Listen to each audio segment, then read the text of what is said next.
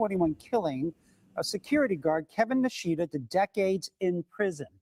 That high-profile case contributing to the recall of the county's district attorney. But as John Ramos reports today, the focus was on how much heartache was caused by this senseless violence. The criminal case in the murder of Kevin Nishida has come to an end. Those involved have received their sentences. But whether you consider that justice or not depends on how long you have to live with the loss. I covered this when it happened. Family and friends filed into the East County Hall of Justice in Dublin to hear the fate of the men accused of murdering Kevin Nishida. A former police officer, Kevin was a well-known and well-loved security guard for the news media. He was guarding a Cron 4 news crew on a sidewalk in Oakland when three young men pulled up in a car attempting to steal a camera at gunpoint. 4 shots. Do you hear that? Do you hear that? I mean, do you hear that? What actually happened?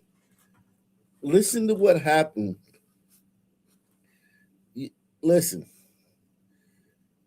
What's up, Tom Space? Salute to everybody who's coming in, man. The early bird crowd, man. Far from handsome in the building. Do you hear what they did? The crime they were attempting to commit is absolutely, positively insane. But this was a thing in the early 2020s. We did multiple stories about this in the early 2020s. This was a thing. Men accused of murdering Kevin Nishida. A former police officer, Kevin was a well-known and well-loved security guard for the news media. He was guarding a Cron 4 news crew on a sidewalk in Oakland when three young men pulled up in a car attempting to steal a camera at gunpoint. 4 shots were fired, injuring a bystander and fatally wounding Kevin. In her victim's impact statement, Kevin's wife, Virginia, recalled the phone call they got that morning, asking Kevin to come out to work for just a few hours. And for me, saying, okay, has haunted me. I wish I can go back to that day and say, no, it's your day off. Let's prepare our Thanksgiving meal. Let's continue what we're doing. Don't go to work. I wish I can go back to that day and say no. The shooter, LaRon Gilbert, was sentenced to... Look at that nigga, man. Look at that nigga, man.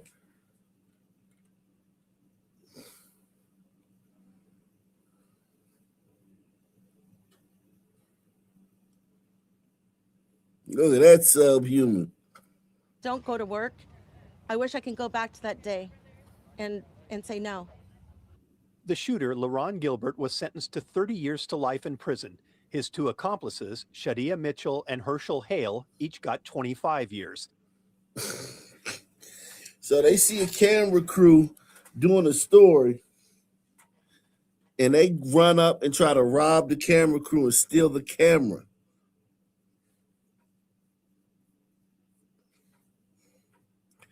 They didn't know the camera crew had a off-duty police officer as a security guard.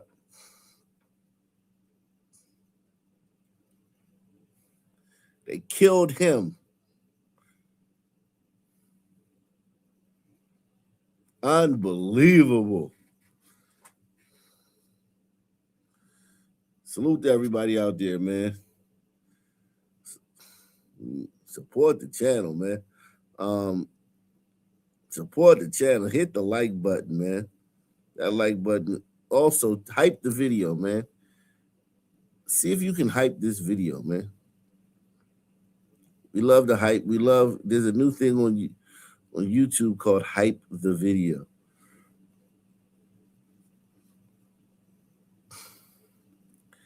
It's a new thing on YouTube called Hype the Video. We need you guys to hype the video. It's a thing you can do. It's kind of like it's just on the same bar as the like button. Let me actually show you all this, man.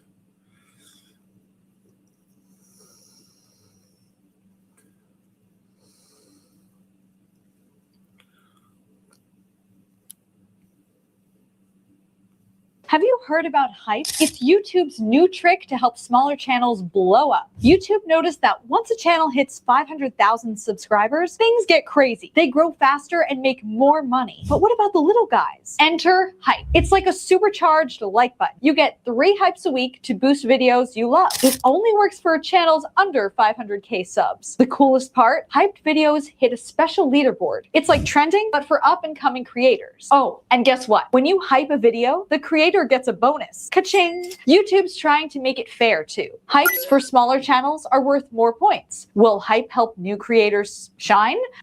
How to hype your video. Okay.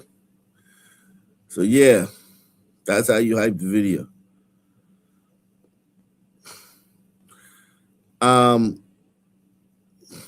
Jeez.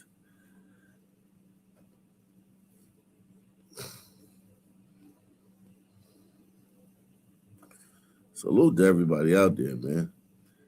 Everybody out there, everybody.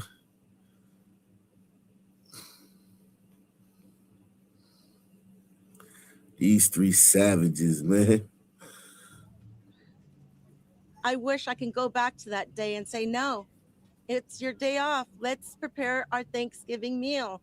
Let's continue what we're doing. Don't go to work. I wish I can go back to that day and say no. The shooter, LaRon Gilbert, was sentenced to 30 years to life in prison. His 2 accomplices, Shadia Mitchell and Herschel Hale, each got 25 years. Cameras weren't allowed in the courtroom, but in her statement, Virginia actually thanked the defendants for eventually pleading no contest to the crime, saving the family from having to endure a trial. Frank Venuti, who claimed Kevin as his best friend, echoed that sentiment. Again, with the trial, you never know what's going to happen. A jury, they can get acquitted, they can get dismissed. You just never know. So for me personally, I was angry, but it was also a big sense of relief that there is going to be some justice, given to these folks. But it wasn't always easy. The case dragged on for years, and the family became enraged when former District Attorney Pamela Price attempted to downgrade the charges on the 3 men. As a result, Virginia became heavily involved.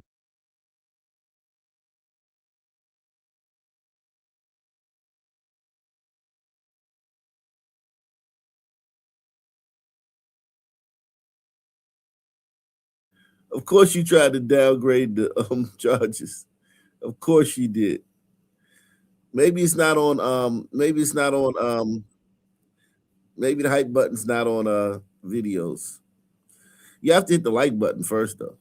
You know you have to hit the like button first.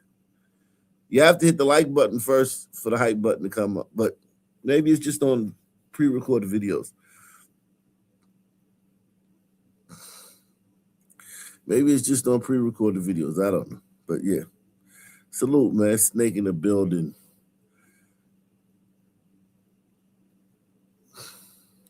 3 men.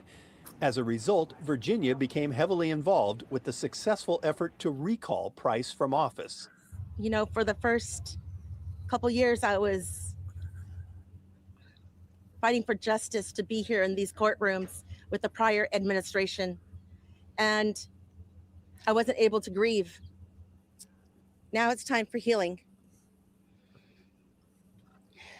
It's time not to forget Kevin Nishida. She's a very graceful, centered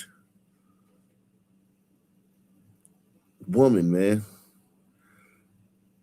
This woman is a very, very balanced, steady woman. But it's time to learn to live without him. There was plenty of loss to go around. In a letter, former KRON 4 reporter Maureen Kelly, who was the attempted robbery victim, said she retired from her reporting job because of the PTSD she suffered. And there is the loss the defendants' families are feeling as they see their loved ones head off to prison for decades. But victims advocate Brenda Grisham, whose own son was taken by gun violence, says she was surprised by the reaction of Gilbert in the courtroom. He watched every single statement. He didn't turn around. He watched every person that came up to speak. And then he asked for forgiveness. He his mom was there, his father, you know, his family members, and he apologized to his family. It takes somebody to do that. I think it was heartfelt. So the case is over, but the pain goes on and on. In a situation like this, justice isn't measured as a victory. There's no winners today. There's no winners here. Kevin will never come home. And today, justice prevailed.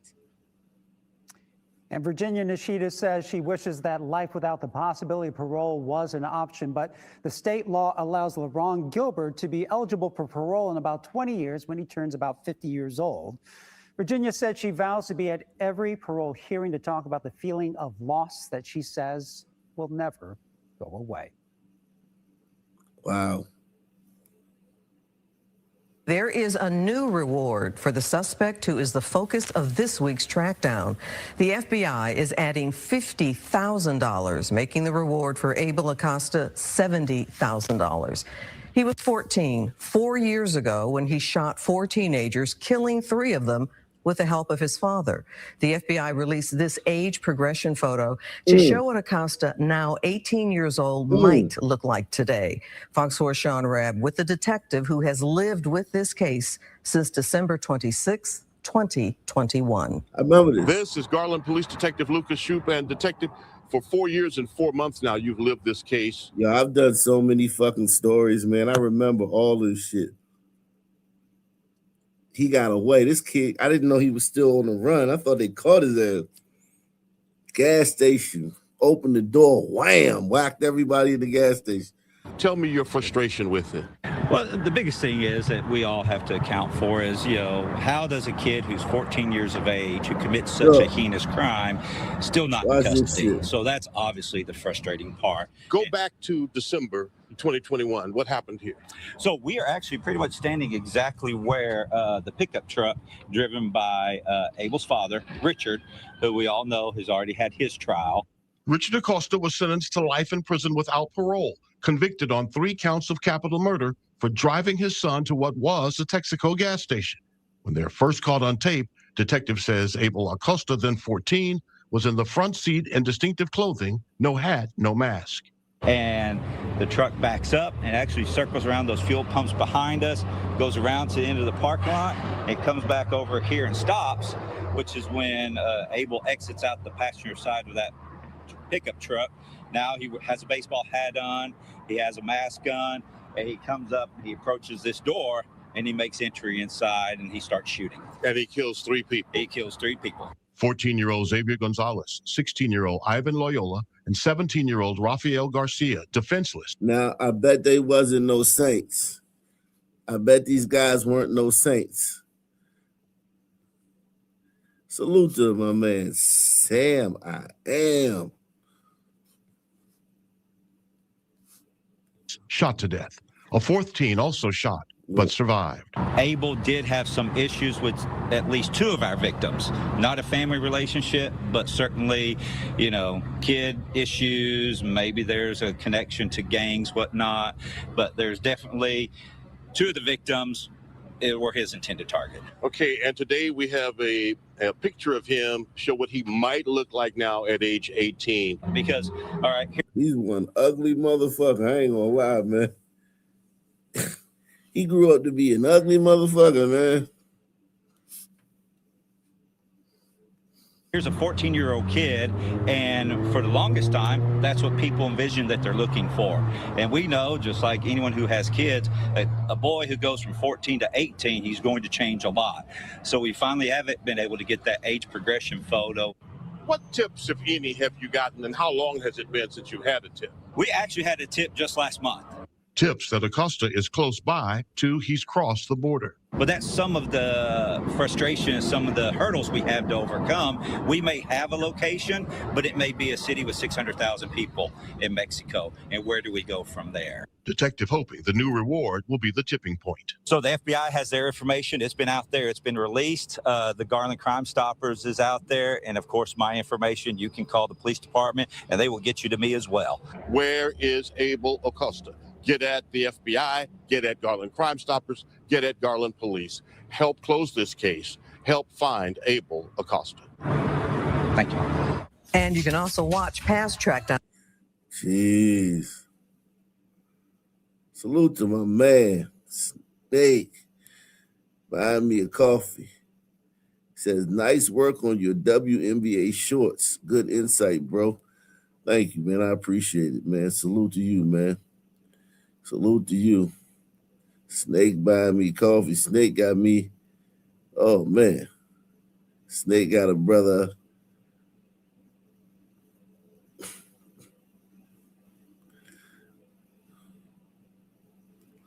Snake got a brother staying up late, man. I can't even close my eyes, man, all this coffee I'm getting, man.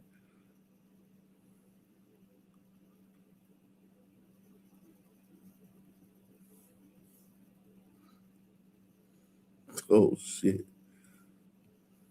This investigation uncovered a prostitution operation and an alleged plot to dig up dirt on city officials. The woman at the center of it spoke with Fox 4 tonight. I believe in justice, and I know that the truth will prevail like it always does. That's Ashley Ketcherside, a convicted prostitute who in 2023 was removed from overseeing sex education at Godly ISD. And now her husband is in legal trouble on prostitution charges, as are Godly's former police chief and former police officer. Fox 4's David Sentendry live tonight with that interview and the details in this tawdry case. David. Well, there is a web of expanding allegations involving police officials, prostitution, and a whole lot more. I have not spoken to them.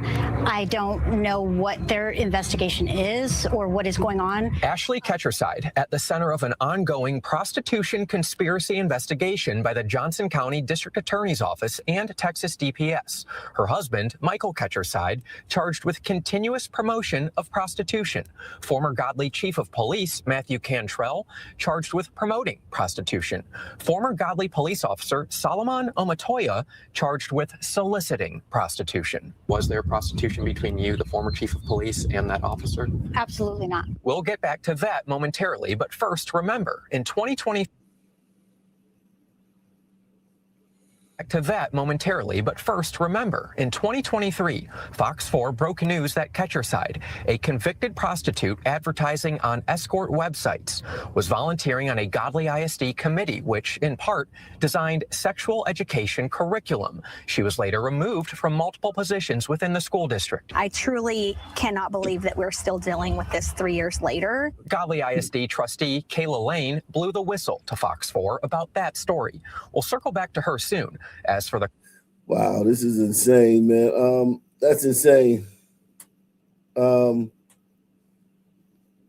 We begin this evening with an unpaid $450 tab. Tonight, a Tomball nail salon is out hundreds of dollars after two customers spent hours being pampered and then just walked out. Walked out. Police now trying to track them down. Michelle Choi speaking exclusively with the owners and explains how businesses can protect themselves. Yeah, employees here at La Dulce Nail Spa tell me those two women actually sat in these two chairs getting what they call top-of-the-line services. But when it was time to pay, that's when they say things quickly escalated. Yeah, so they were sitting here, number 8 and number 9, right here. Owner On Lee says last Thursday, two women walked in, sat down, and dude, man, he got his nice business. You should be able to look at niggas when they come to the door and be like, nah, bruh. Nah, baby. You can't come in here, man. Segregation, man. No blacks allowed, man. This is a nice place this man built, man. Probably don't even speak good English. Probably ain't been here long. Probably been here like 8 years. Look what he built. Quickly escalated. Yeah, so they were sitting here, number 8 and number 9, right here. owner On Lee says last Thursday, two women walked in, sat down, and asked for a manicure and pedicure each. They get everything that the top of the service can get. Racking up a total of about $450. But when it came time to pay, he says one woman claimed she needed to grab her credit card. And one girl walk out the car first, and they get the car ready to turn around right here. And then one girl ran out from the store. Outside security cameras capture that moment, showing a woman on the phone quickly walking out the front door and several employees running after her, trying to stop them. I was shocked at first. I was never thought it was going to happen here. Cell phone video captures what happened next, as that same woman tries to get into the car from the passenger side. Look at this rat. Look at that fucking rat. There's a whole cell phone video captures what happened next, as that. Look at this goofy ass, skinny ass, dumb looking rat bitch. I don't care. Makeup is sorcery and shit like that. Yeah, I don't know what can help her, man. I don't know what can help her. She dusty, busty. Same woman tries to get into the car from the passenger side before climbing into the back seat, and the car takes off. The owner says at one point the driver allegedly threatened to hurt his employees. My employee, they were shocked. As a small business owner, how upsetting is this? It was very upsetting for me because we work hard for this. In this Tomball area, it took me over a year to open. Now, police are looking to identify the two women, including whether the gray Hyundai Elantra is connected to them and whether they may be linked to similar theft of service cases. Both of them busted. They need to go to the hairdresser. You bitches went and got your toes done. I guess they starting from the bottom. They starting from the bottom. Now we're here. But yeah, make sure y'all go get y'all hair done and run out on the hairstylist. Don't forget to get you some clothes. These bitches look toe up. These are two busted ass, rinky dink ass bitches, man. Jesus Christ. These bitches rinky dink, man. These some rinky dink bitches.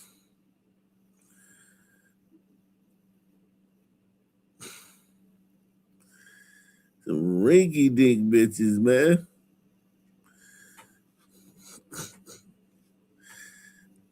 In the Houston area. They didn't even deserve to be in this place. Look at the quality of this place. I know when they saw them, they was like, ugh. I know when the nail tech and the people saw them, they was like, what the fuck? Who the fuck is these bitches?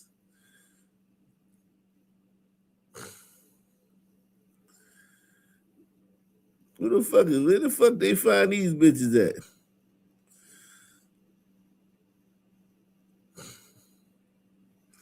Like seriously, like where the fuck did you find these bitches?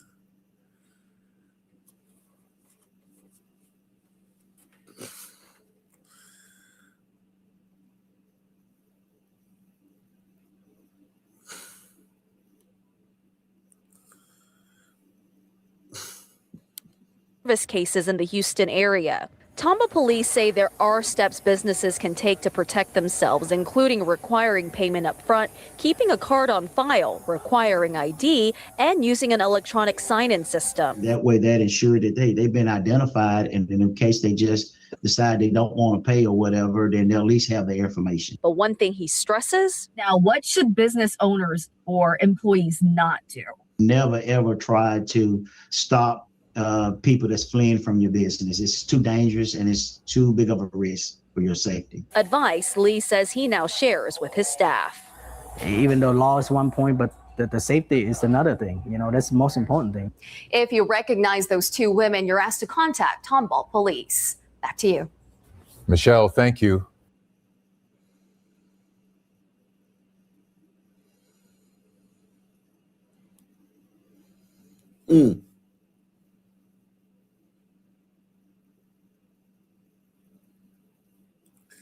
Jeez.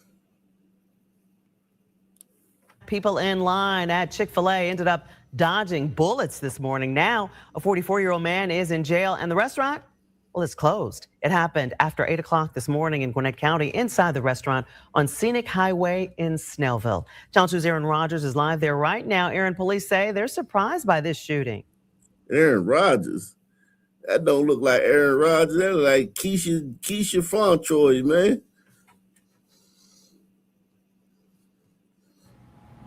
They are, Karen, because it happened at 8:20 in the morning. As you can imagine, this restaurant was packed with people. And take a look through here. You can see it all unfolded right in front of the cash register. It's wild, honestly. I mean, it's sad. People and police alike. Shocked. Surprised at what unfolded at the Snellville Chick-fil-A just before 8:30 Tuesday morning. Because there were several people inside. Two of those people, police tell me, got into an argument. We're standing in line to order food directly in front of the cash registers. Then police say the victim. This look like a nice area, man. This don't look like it's no nigga. Look how nice and clean this shit is, man. It was probably door dashers, man. Two black door dashers. What do you think, guys? This area too clean to be a nigga area. It was probably two black door dashers that was brought out there by DoorDash.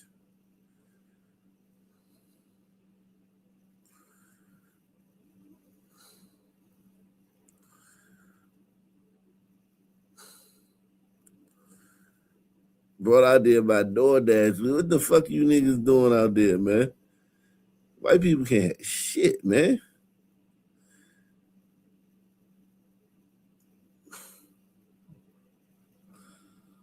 White people can't have shit. The Snellville Chick-fil-A just before 8:30 Tuesday morning. Because there were several people inside. Two of those people, police tell me, got into an argument. We're standing in line to order food directly in front of the cash registers. Then police say the victim got physical. He punched him, and then the suspect pulled the gun. Once the victim realized that he had pulled a gun, he was turning around running for the door, and the suspect was firing at him. The victim got shot once, but should be okay.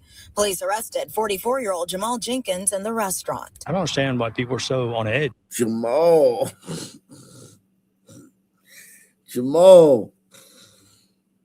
Now, that doesn't necessarily mean he was a son, man. There's a possibility that there's a white guy out there somewhere named Jamal. You never know. He was turning around running for the door, and the suspect was firing at him. The victim got shot once, but should be okay.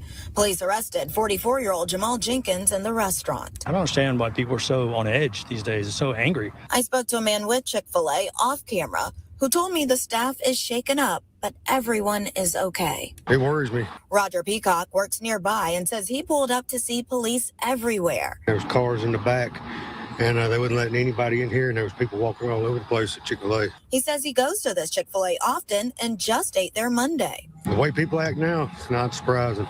Police want people to put the guns down. Worth, going to prison for murder or aggravated assault for years. I mean, it's just not worth it.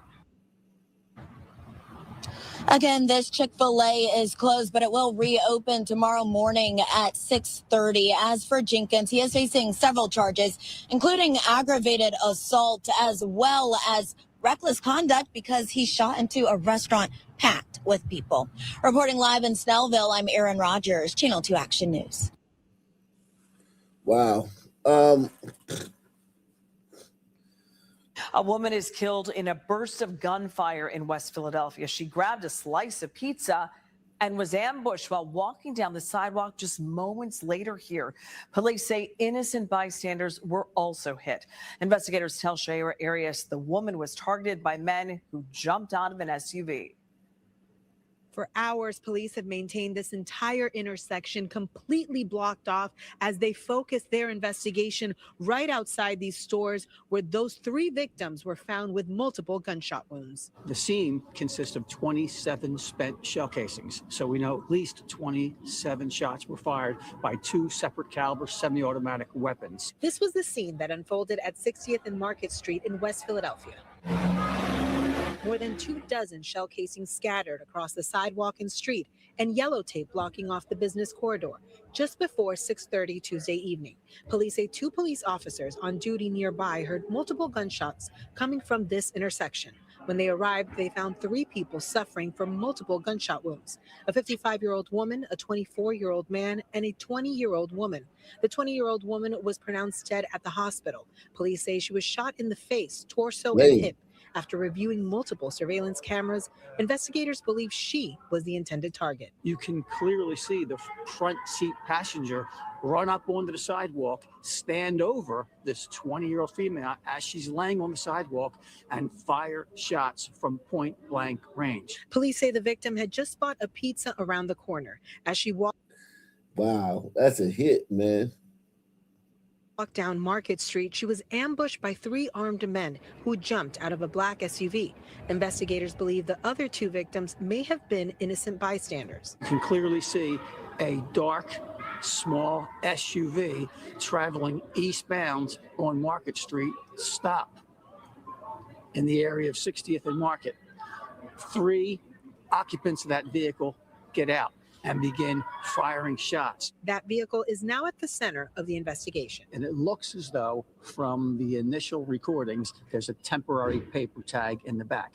Now, we do already have a vehicle stopped, found, parked unattended, just several blocks away from this location. Although police believe that 20-year-old woman that died was the intended target, they say they do not know what the motive of this shooting was. In West Philadelphia, Shayera Arias, NBC 10 News.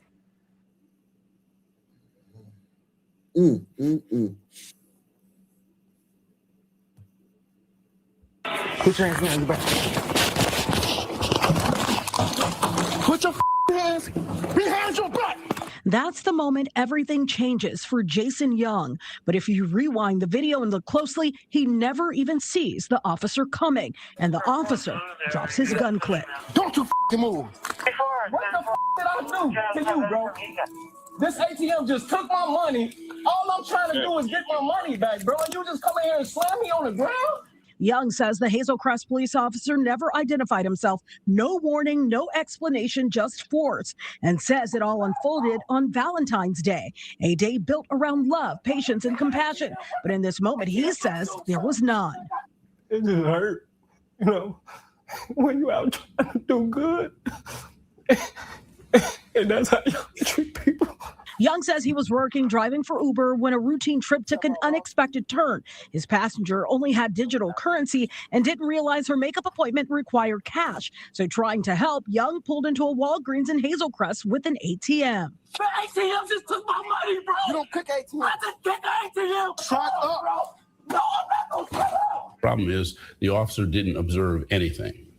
The only thing the officer observed is a man standing on his phone, making an effort to try and find out what he could do to get the money that he was entitled to. That's what the officer observed.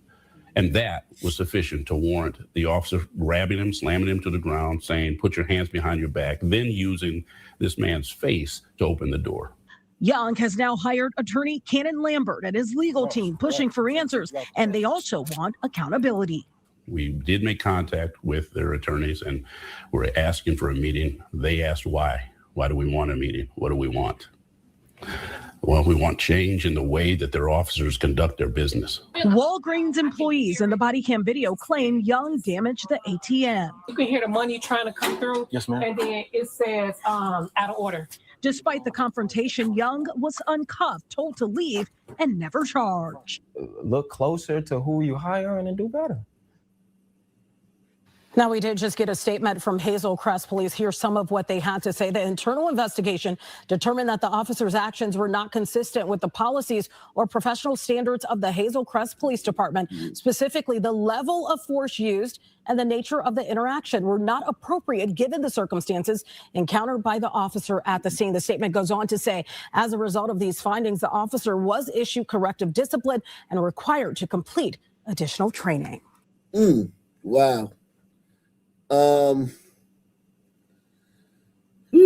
Let's go to Twitter, man. Salute, man. Salute to everybody out there, man. You guys, you can support the channel if you want.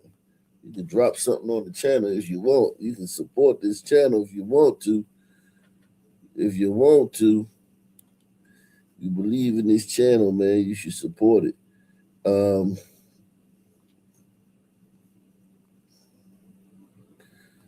It's a lot going on, man. A lot going on. We got good old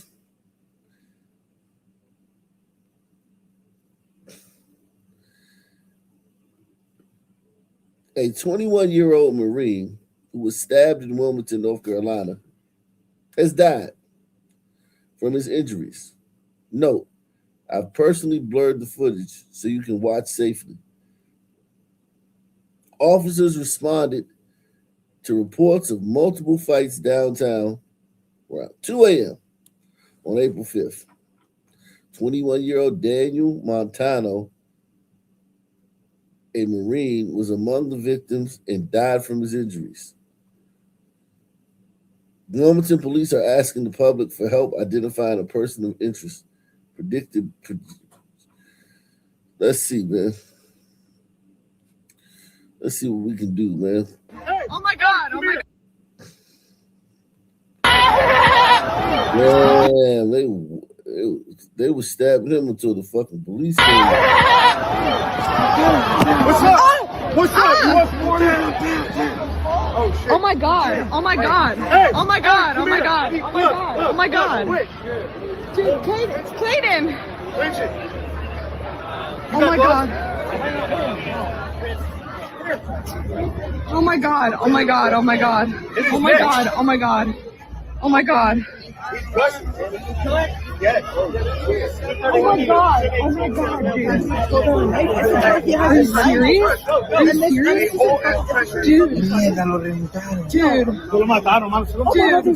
Dude, yeah, dude. No, I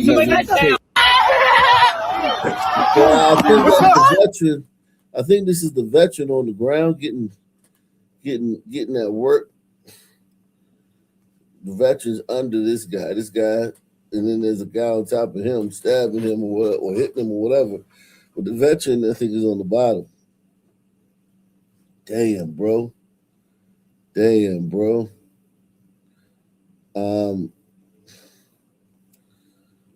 What's his name? Let's see if we get a picture of him, man.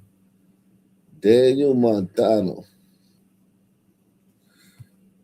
Let's see if we get a picture of Daniel Montano, man.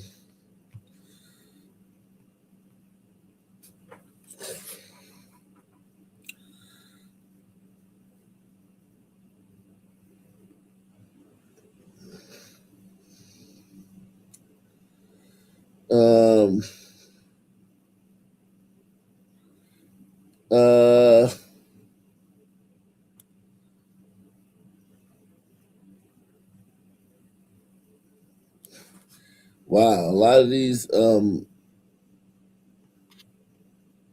stories don't have any comments on.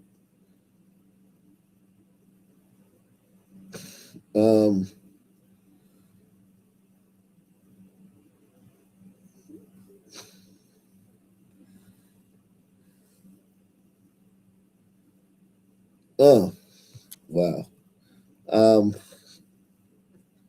Very sad, man. Very sad that young man served his country, then he got killed by a sun turret.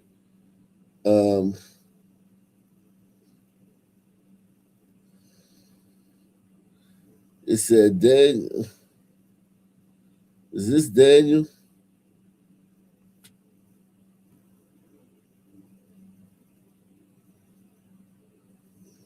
Well, this is another Daniel. This is another Daniel. School bus driver charged after ignoring train signals. Jesus Christ. She ignored train signals with 29 students on board.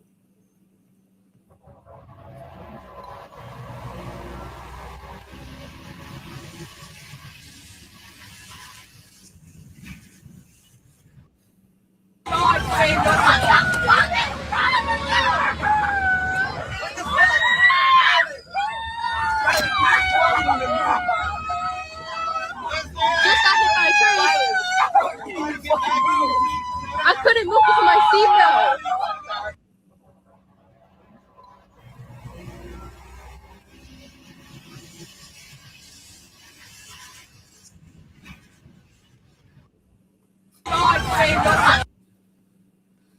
Wow. I can't even say that's poor judgment. That's just like, oh yeah, breaking news. The Carlos Brown Jr. found incompetent to stand trial in Charlotte light rail stabbing death of Ukrainian refugee. The Carlos Brown Jr., 35, has been ruled incompetent to proceed on the state murder charge. A capacity evaluation completed December 29th, 2025 at Central Regional Hospital determined Brown is currently incapable of assisting his defense. Don't they let him go after that? Don't they let him go? They let you just go if you're found incompetent. This dude about to get laws changed, man. He about to get laws changed, man. Fuck you, dude, man. That was one of the Sun Man aces in the hole, man. When the Sun Man get free out of jail card, man. Now you done fucked it up by using it. They gonna take that shit away.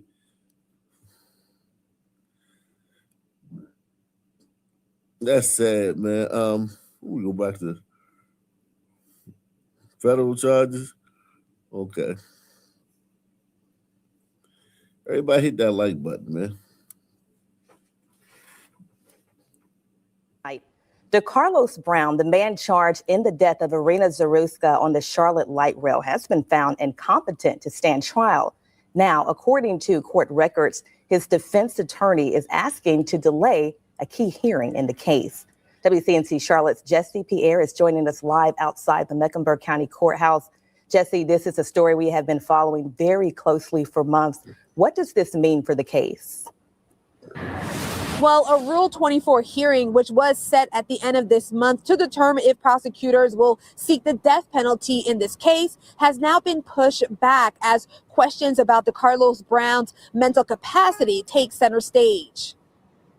DeCarlos Brown was found incapable to proceed after a court-ordered evaluation was done at Central Regional Hospital in Butner, North Carolina. Brown is charged with the murder of Irina Zaruska on the light rail in August of 2025. Brown faces both state and federal murder charges.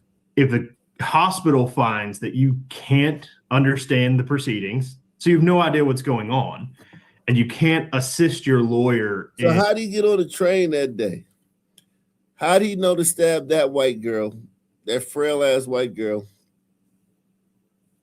and not some 300-pound nigga? Like how did he put his card into the slot to get on the train? How did he get dressed? If you don't know what's going on, you can't get dressed. You just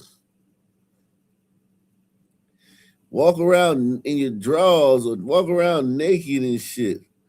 You might even get hit by a car just because you don't know what's going on. I don't understand how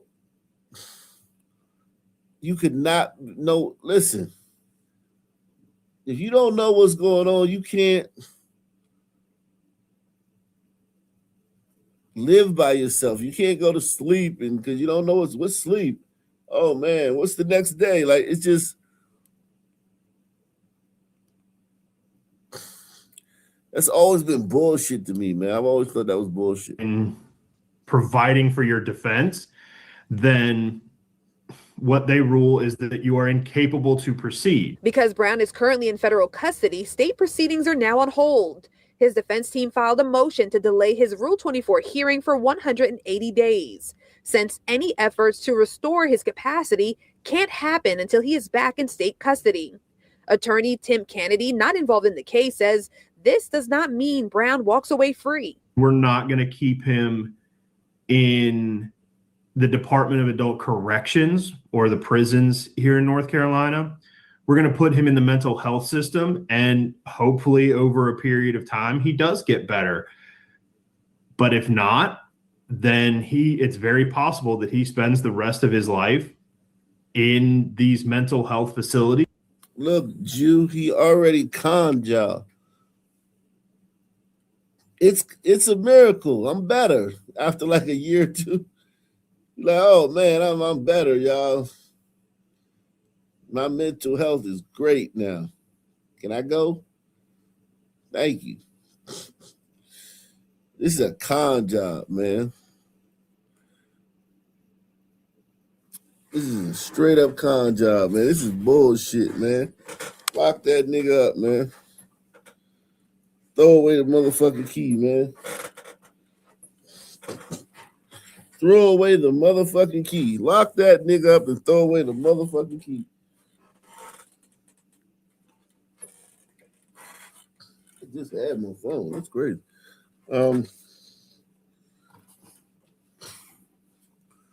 Lock that nigga up and throw away the motherfucking key. Okay, there it is. And is never free to leave them. For Irina Zaruska's family, the wait continues. Their attorney, Lauren Newton, says they know the process takes time, but they are focused on seeing it through the right way. We have to let the justice system play out. The wheels of justice, unfortunately, move slow, but the family wants to make sure this is done right, and so do our state and federal prosecutors.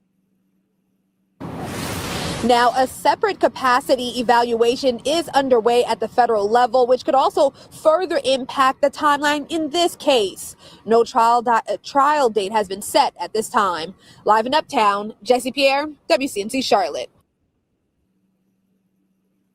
Wow.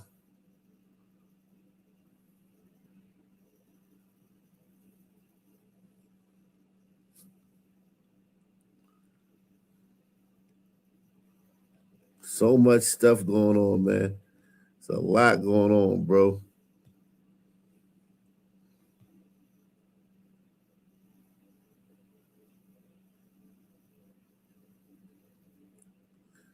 Okay, so here's the better footage of it, of the stabbing of our Marine, 21-year-old Marine.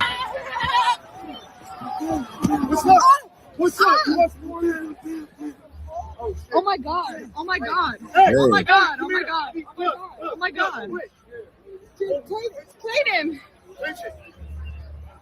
Oh my God! Oh my God! Oh my God! Oh my God! Oh my God! Oh my God! Oh my God!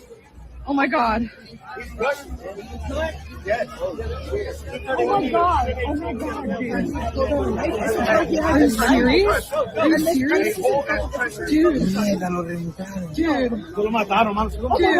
The dudes who did it just ran off. The cops just let the dudes who did it run off. They just based him and ran off. What's up? What's up? Oh my God! Oh my God! Oh my God! Oh my God! Oh my God! Oh my God! And of course, they're all black. Of course, the guys who did it. God damn, bro. Two brothers, man. I don't know. Maybe the Hombrito started it. I don't know. I wasn't there.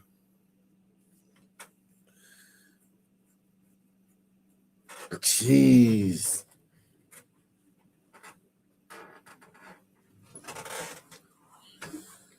Jeez.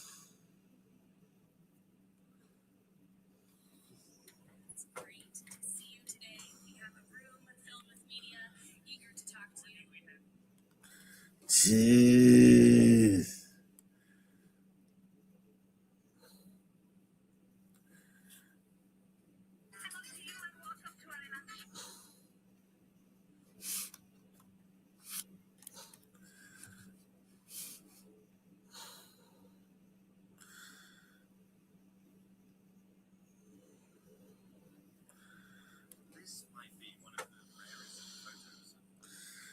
Damn.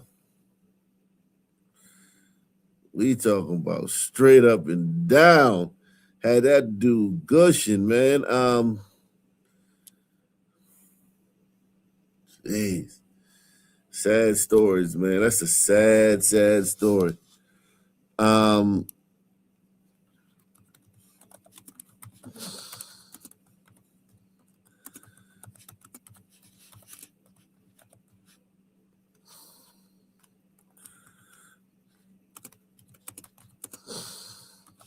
Everyone hit that like button, man. We're looking for 10 people to take the challenge tonight, man. We're looking for 10 people to support the channel tonight. Can we get 10 people to support the channel tonight?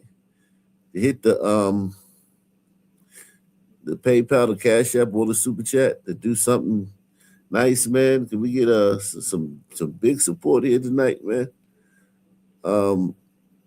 If y'all love this channel, man, y'all love this channel a little teensy weensy bit. I know that's right, but do y'all love this channel a lot?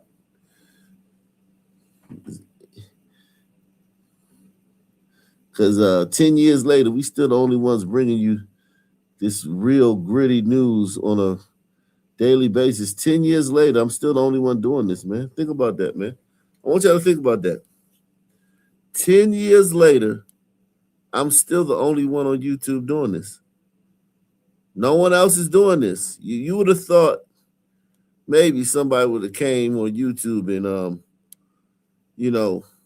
not even stole my style, but because I stole the style from somebody else, but somebody would have came over and did it my way. You know what I mean?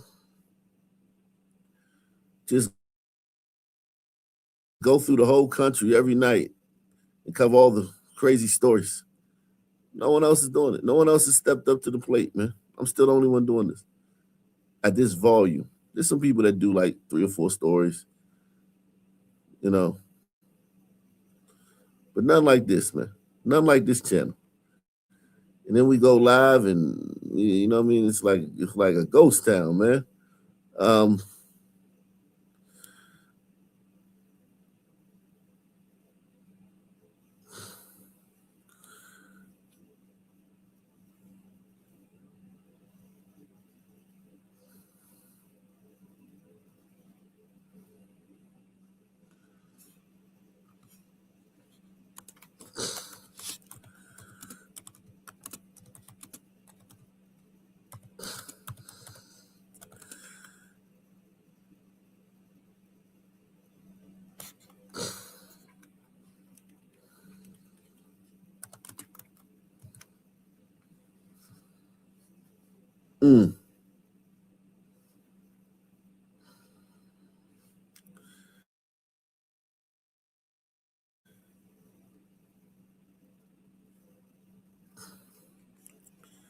Here we go.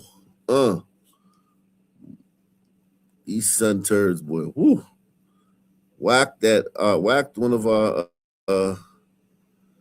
Daniel Montano, man.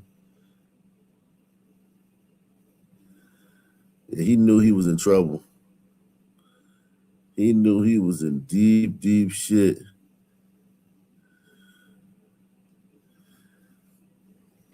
Well, tonight we've learned a 21-year-old man has died from injuries that he suffered in one of 2 stabbings that happened on Front Street in downtown Wilmington early Sunday morning. Police identified the victim as Daniel Montano.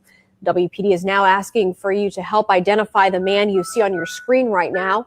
They call him a person of interest in the investigation. Video of the stabbings are circulating on social media, as some people question if more could have been done. And this is the video that's now received thousands of views online.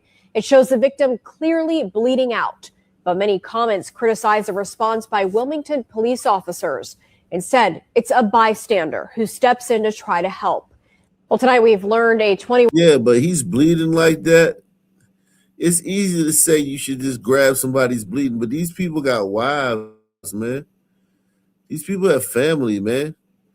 Somebody's bleeding out like that, man. You can't just. What's up?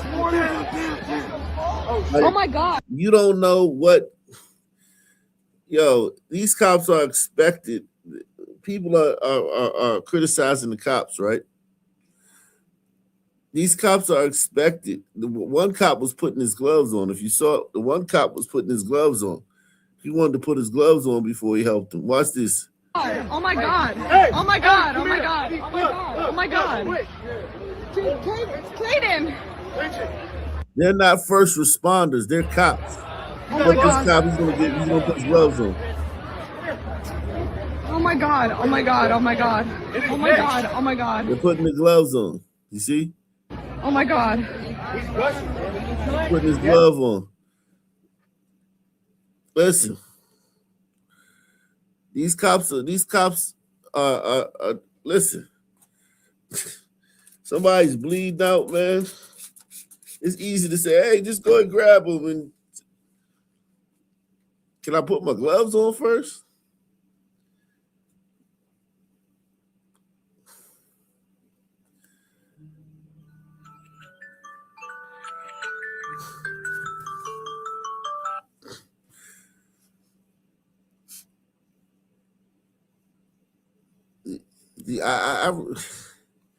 Oh my God. Oh my God.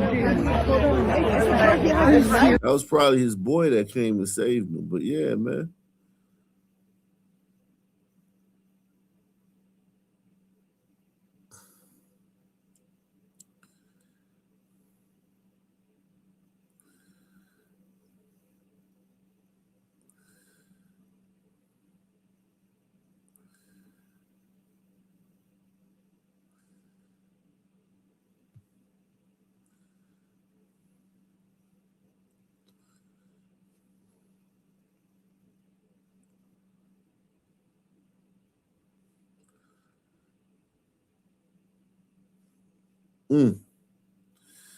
It's a tough situation, man.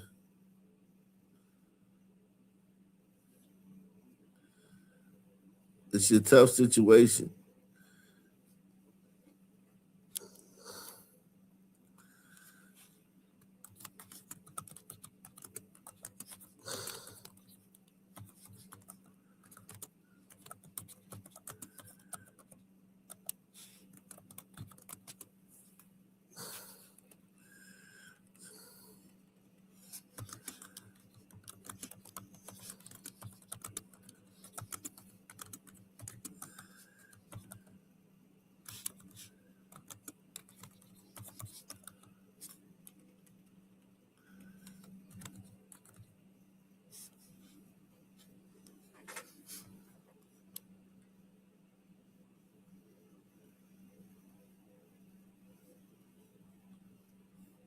Are you serious? Dude. This is sad, man.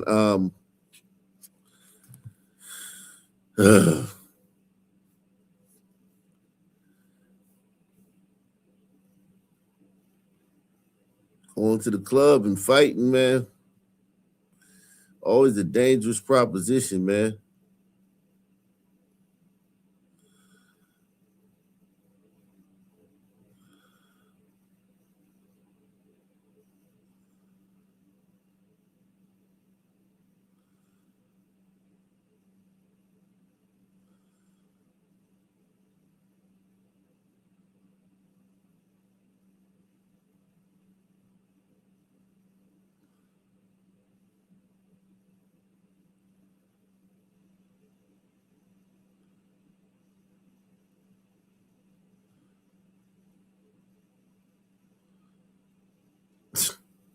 Jesus Christ.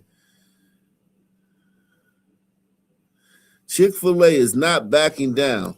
After facing intense pride-related backlash and protests, the company is sending a clear message. We will continue to treat every person with respect, stay true to our core values, and we will not shift who we are just to appease outside pressure. In a world where corporations usually fold under the mob, Chick-fil-A is standing firm, and people are loving it. Real values over virtue signaling. What do you think, based or bold? Drop your thoughts below. Chick-fil-A said, we are proud to protect our values and stay grounded in what we believe. Respect for others does not require us to celebrate or endorse every message or movement. We will not change who we are to appeal to the crowd, and we will not compromise our beliefs for approval. Our position is simple. We will remain respectful, but we will also remain true to our principles. Damn, Chick-fil-A, yeah, not today, man. With the gay shit, man.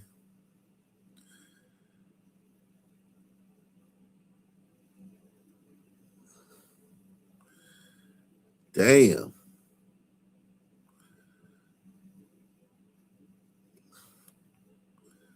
those phone calls. Wow.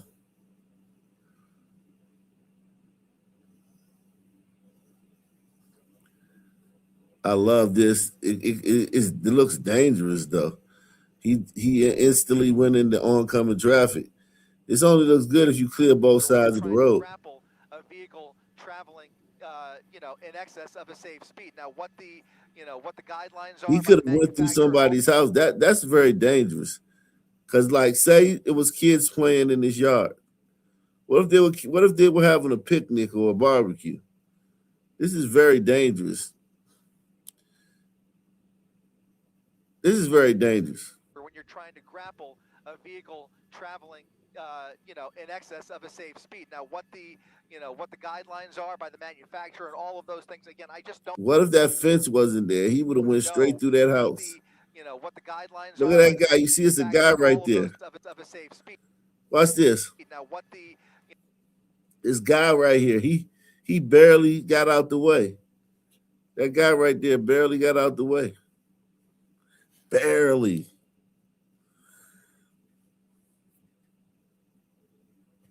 Barely got out the way. Now, what the guidelines are by the. He could have gotten hit with debris. A brick could have fell on his head. A goddamn piece of this thing could have impaled him. Whatever that thing. Look at that fucking piece of that gate just flying through the air. Watch a piece of the gate just flies through the air. That could have impaled him. All of those things. Again, I just don't know. This is dangerous. Yeah, I don't like that, man. It's dangerous.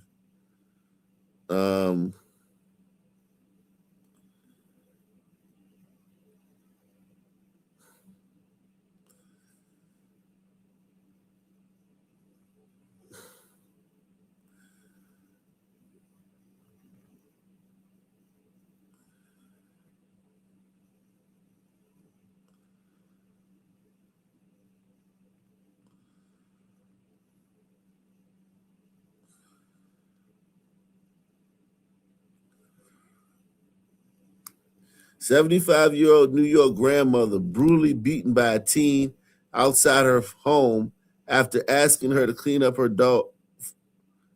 The fight started after Linda Scott asked the teen to clean up after her dogs. Words were exchanged before the younger woman attacked her. Scott and her family have long complained about the vacant lot, which has become a hub for trash, homeless encampments, and roaming dogs. She called 311 multiple times. Listen, these people just attack old people. Look at these heifers. They're beating the shit out of this old woman. Black. See, she's up on her porch on her step. So they ran up the steps to whip her ass. And niggas will do shit like that. They'll let their dog shit in front of your house. Niggas will let their dog shit in front of your house and keep it pushing. White people, though, the devils, white devils, they always got them blue little baggies. And they pick up their dog shit. White devils, most white privileged devils will pick up their dog's poop. But the kings and the queens, man, they just let their dog shit. They'll go to a fucking park they know kids play at. They'll go to a park they know motherfuckers play soccer and fucking football at and let their dog just walk around and shit. Niggas are awful, bro. Niggas are awful, man. I ain't gonna lie to you, man.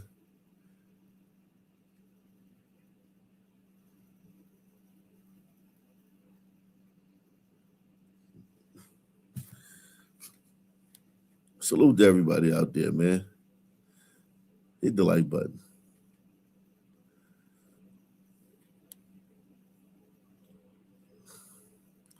How you just beat up?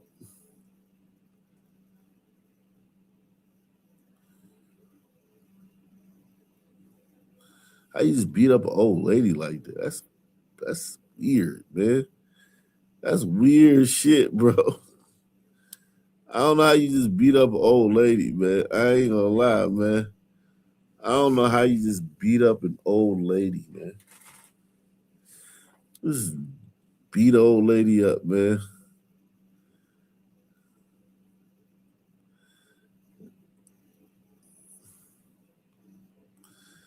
I just don't understand it, man.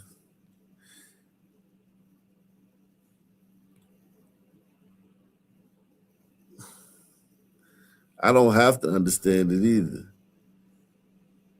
I don't have to understand it. I don't have to understand that shit.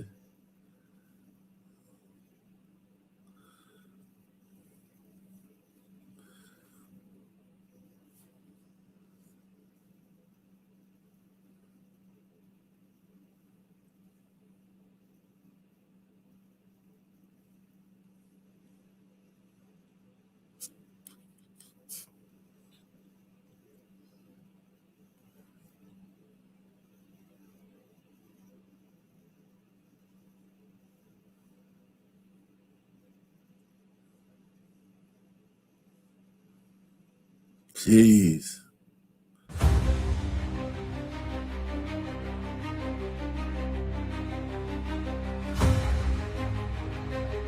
She kicking the old lady too, stomping her head.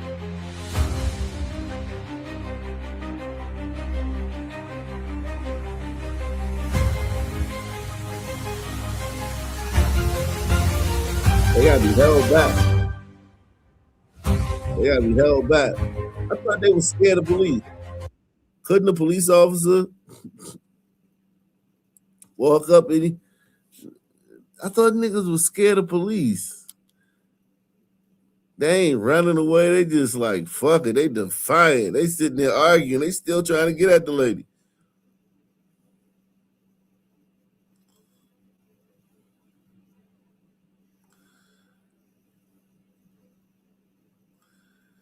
It's insane, man.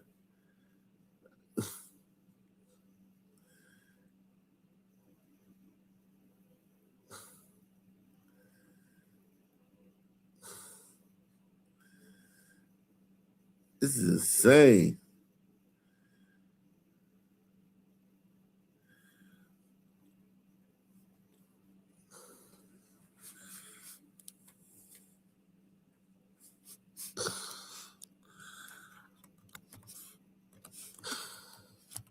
I just don't know how you beat down the old lady, stomp her out, and then people walk up and try to break it up, and you fight with them to get back at the old lady that's on the ground.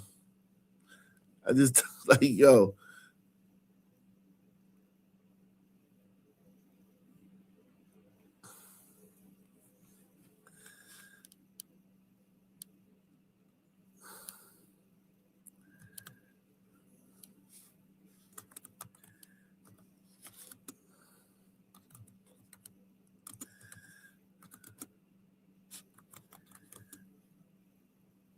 Salute to Deluxe 247, aka Cal Ripken, aka the real MVP, coming through once again.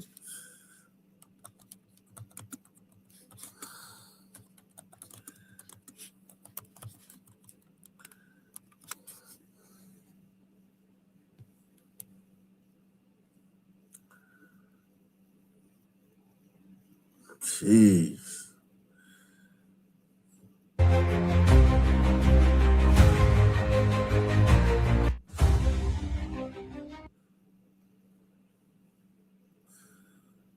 Unbelievable. It says, yo, savage black woman kicks pregnant mom in the stomach, murders unborn baby over minor car crash. In Houston, Texas, a pregnant woman in her second trimester had her flip-flop jam the pedals, causing a slight side swipe of a parking lot.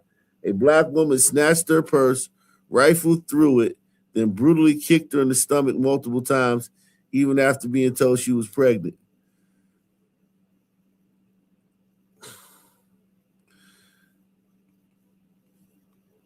I lay there in bed and just cry a lot of the times. Like, why does this have to happen to me? I would like to find this lady and bring justice to my daughter.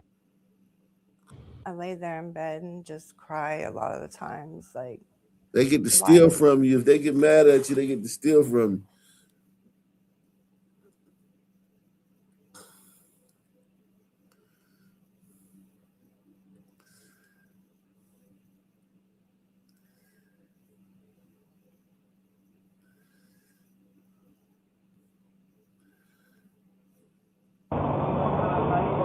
Jesus Christ.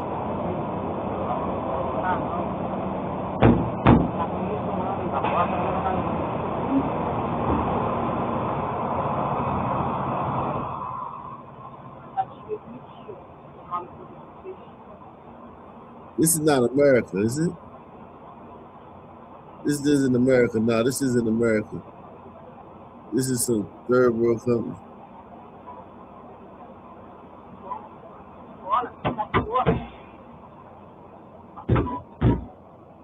I'd have got away from him. This dude, see, people like that, you just gotta get as far away from them as possible.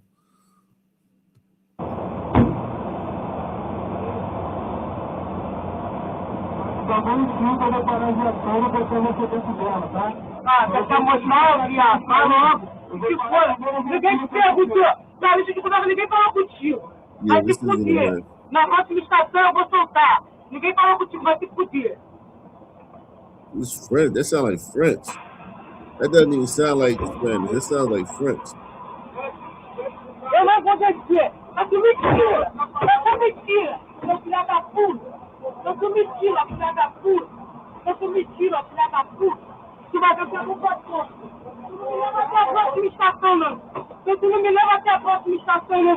Pra tu ver. Eu vou até a próxima estação e tu vai me levar lá. E se tu me avisar, tu vai ver o que eu vou fazer. Vai, vambora. Tu vai, porra. Minha mãe tá me esperando em casa, vambora. Tomar no cu.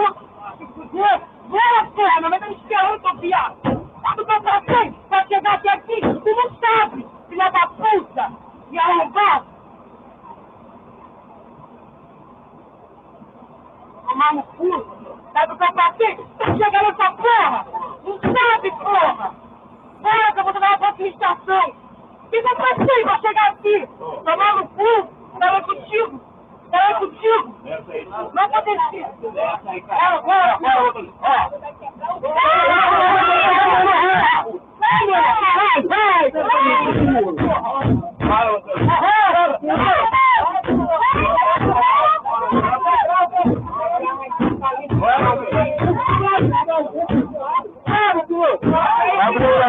Abriu. Puta. E arrombado. Tomar no cu. Sabe o que eu passei? Pra chegar nessa porra. Não sabe, porra. Bora que eu vou jogar na próxima estação. O que eu passei pra chegar aqui? Tomar no cu.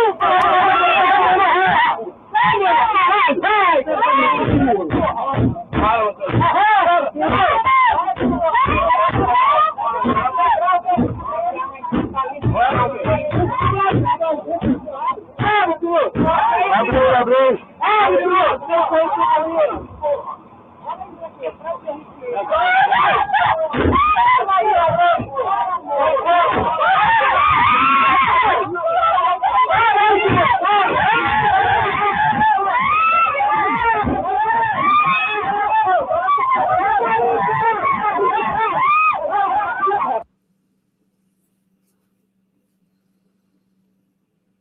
It's a universal problem, man. It's a universal problem. It's a universal problem.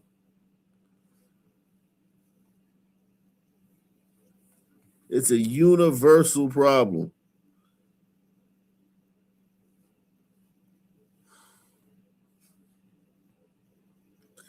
Where is this city council meeting? Frisco. So this is in Frisco. Not San Francisco, but Frisco. I think it's Texas. Is it Texas? Frisco, Texas. City council meeting. Very diverse city council. We got a woman of color, woman. Okay. Hi, my name is Ankita. I'm here to address the hateful and racist folks who feel confident and protected enough to come up here on the mic consistently across multiple meetings in Frisco, Plano, and Irving to disparage immigrants and repeatedly put targets on the back of the Frisco community members. People are watching these meetings from all over the world, and these racist remarks are going viral on social media. People are also observing the absence of an intervention. People come up here and disparage Indian immigrants with no consequences. I saw last meeting, someone who came up here was called out for briefly flashing a light because it was a disturbance. And I know that these racist remarks don't physically harm, anyone up here, but it does harm people, outside of this courtroom. It puts a target on people's backs. And so I want to answer this question: why do immigrants come to this country? Well, immigrants come to the US in search of better lives, but instead of welcoming them, the government crushes their hopes and dreams with oppression. Their labor is exploited. And instead of having their backs, the racist folks here blame them for their problems instead of the real criminals that are running the system. And so anyone concerned about present day Americans and how the government is spending should be concerned about how the government is spending so much money on immigration enforcement and war, and it doesn't even provide adequate healthcare or housing for Americans locally, including veterans. But here they are worrying and complaining about fake statistics. We live on stolen land, and that land was stolen from Indigenous people. That is the legacy of this country. And the same people blaming immigrants for their discomfort are also immigrants and descendants of immigrants who came here from Europe. There is no place for violence and racism in Frisco, and the violent mobs outside of Frisco temples and mosques need to be charged and prosecuted. Anyone silent about the racism inside and outside of this courtroom is complicit in this violence. And so I'm calling on people to come together and expose the racism and violence towards immigrants. People should feel safe going to school, praying in temples, praying in mosques, and going to work without fearing discrimination. I'm calling on city council members to make it known that racism isn't tolerated in this room or outside of this room. Thank you for your time.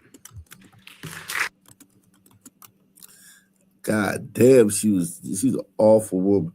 That woman is awful. I hate that woman. That woman is awful. I would deport her. I would deport that bitch.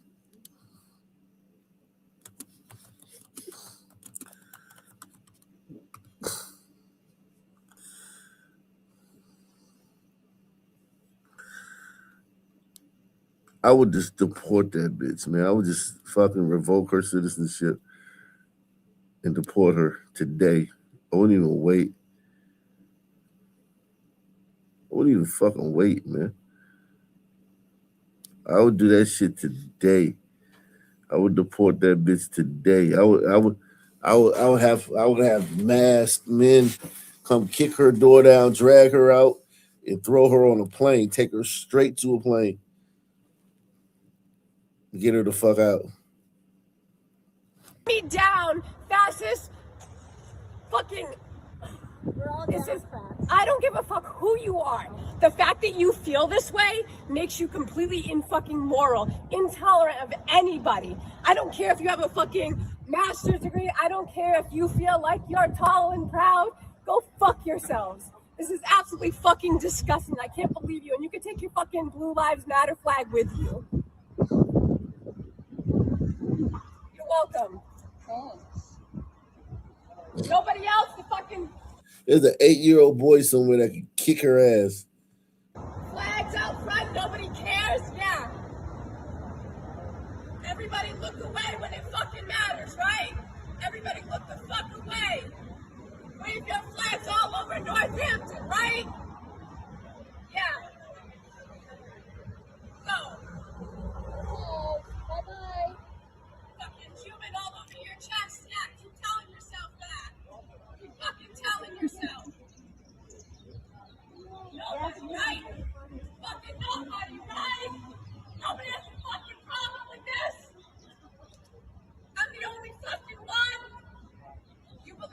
Don't worry, you'll be all over the internet.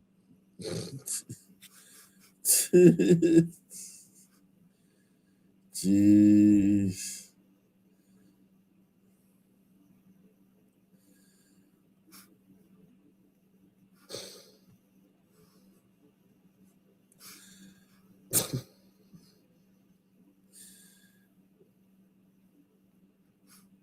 You, as white people, are obligated to right wrongs that your ancestors did. White people want black people to stop talking about it and don't make me feel bad about myself. And I'm not a bad person. And yes, you are. If you don't want to hear it, too bad. The responsibility falls on your shoulders.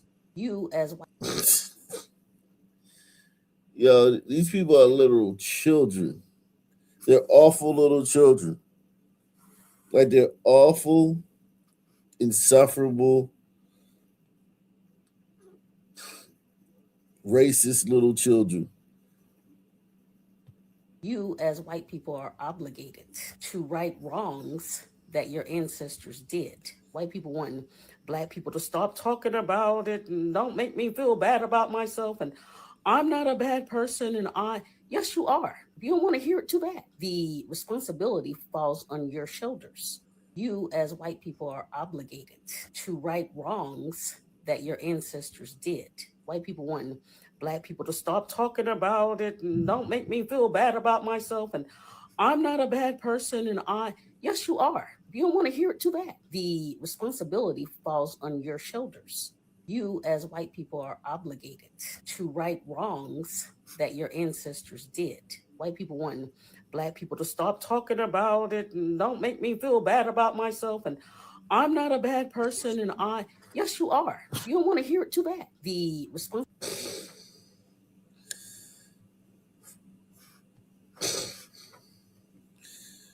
Unbelievable.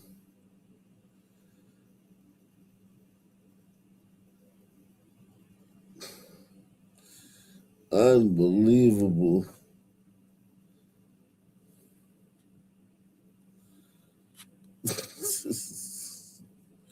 Reimmigration.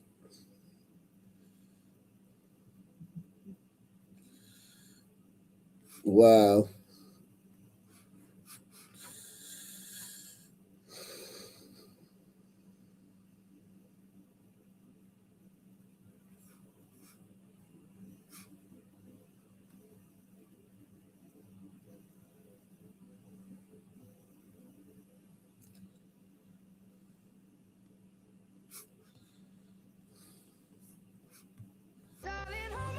Nothing beats a Jet2 holiday.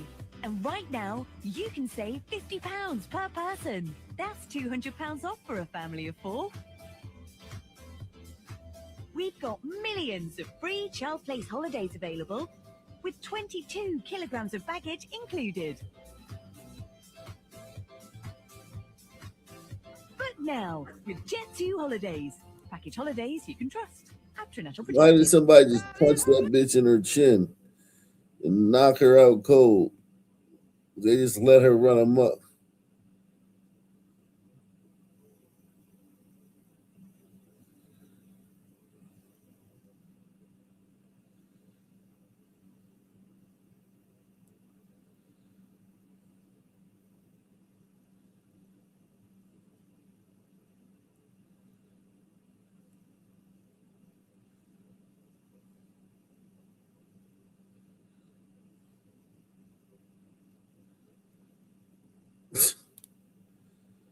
Unbelievable, man.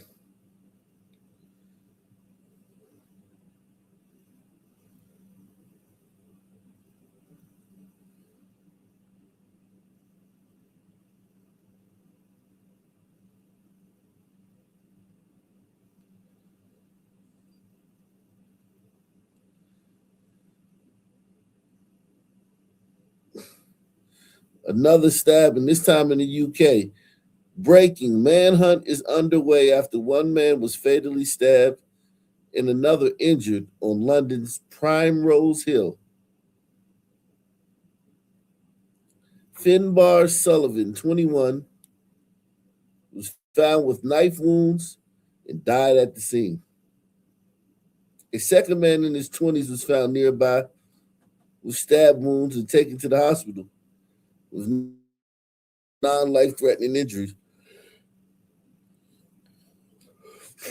The Met Police are appealing for anyone with information, photos, or video from the scene to come forward. No arrest has been made. Diversity is fracturing and destroying every Western nation it touches.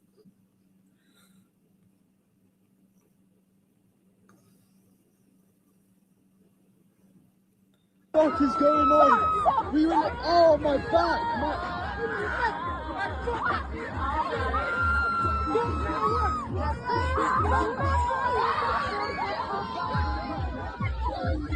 Go on then.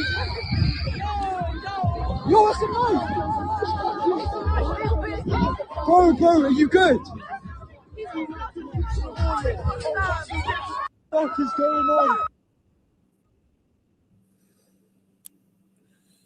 Jeez.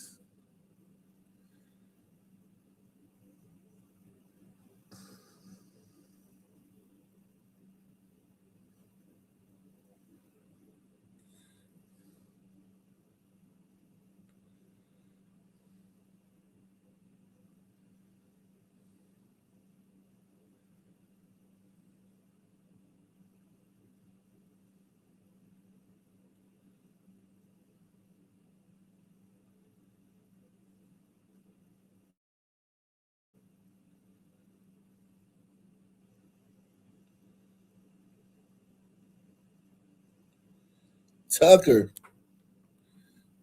a nut, man. Tucker is nuts, bro. I'm not even gonna lie to you. Tucker is nuts. Tucker is absolutely positively a madman. Okay? Tucker is a madman. Tucker is off his gourd. Let's see what Tucker's saying today, man. And no president should mock Islam. That's not your job. It's hard to listen to him, too. I mean, I love that they seem to be shutting the lights off in the studio as if he's in a bunker at the end. This is a guy who hates Christian Zionists more than anyone else, who's relentlessly going after Protestants now, who goes after Jews. It's not just Israel. He goes after Jews. He wants Jews to get DNA tests in Israel. So spare me, Tucker, please, please. But again, you were the one back in May, thermonuclear World War III. Right? Like, it's completely absurd. You guys have all, and it's not a coincidence, by the way, that Megyn and Tucker have become the leaders of this thing, because they came from the mainstream world, and what they know are ratings more than anything else. They came from a place of ratings. Say whatever you can for ratings. And the online world, something different was brewing here for a long time. I'm very proud that I was part of it right at the beginning, and it was better. It was better. I still try to do something a little bit better. They've decided to use the same tactics of do anything for ratings in the news space. And that's why the online space, in some sense, is probably just as toxic, if not actually more than the mainstream space at this point. Trump, however, just does what he thinks is right, consistently over and over again. Again, whether I agree with it or not, that's what he does. Here from Breaking 911, Trump blasts Tucker in a phone call with the New York Post.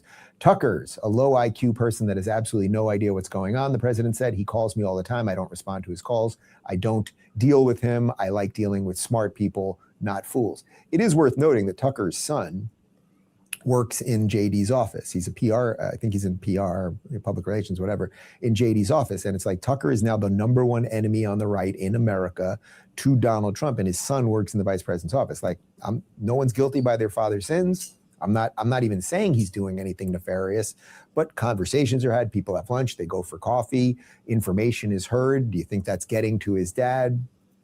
It's just worth putting a pin in that and knowing it.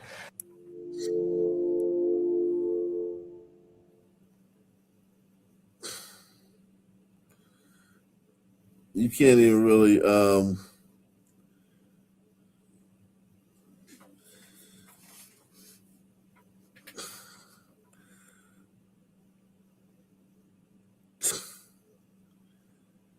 you can't even really like respond to Tucker. Tucker's just a fucking moron, man.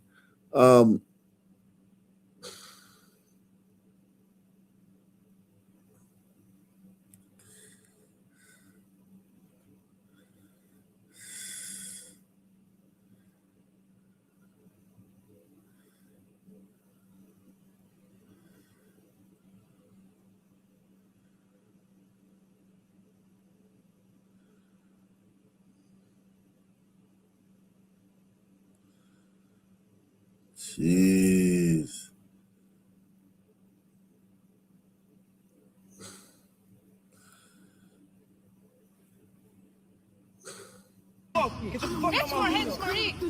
They call him a TikTok rapper. He's mad that someone walked through his stream. Excuse me. Fuck out my shit. Fuck around. Get the fuck out my shit. I don't give a fuck. Get the fuck out my shit. Fuck you doing? Somebody love me, but they do not love me. They just wanna hurt me. They abuse me, throw me away because they get what they want and deserve me. Honestly, they don't deserve me. I don't think this will ever really deserve me. Excuse me. Fuck out my shit. Fuck around. Get the fuck out my shit. I don't give a fuck. Get the fuck out my shit. Fuck you doing? Somebody love me, but they do not love me. They just wanna hurt me. They abuse me, throw me away. Oh my God. Listen, man. You blacks just leave me speechless, man. Fuck it. Hey, this is what we're doing, blacks? And crying about racism? Excuse me. Fuck out my shit. Fuck around. This is spacism, man. Taking up all the space on the street for his little video. And insulting people, man. Shit.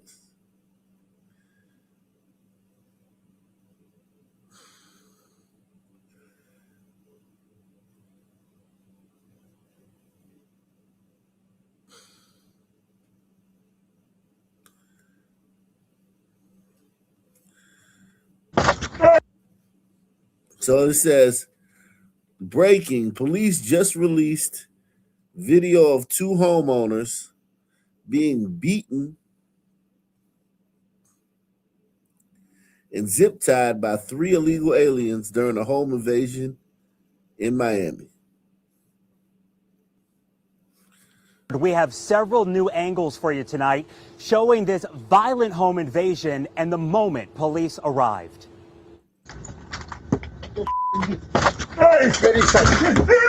A victim panicking and pleading for help after police say thieves stormed their way into his home, causing terror.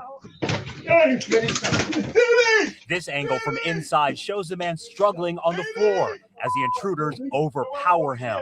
The victim continues to fight and call out for the police.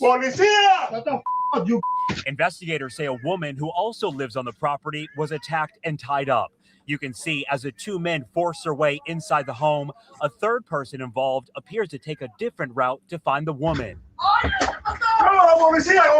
Investigators say the suspects, now identified as Augustine.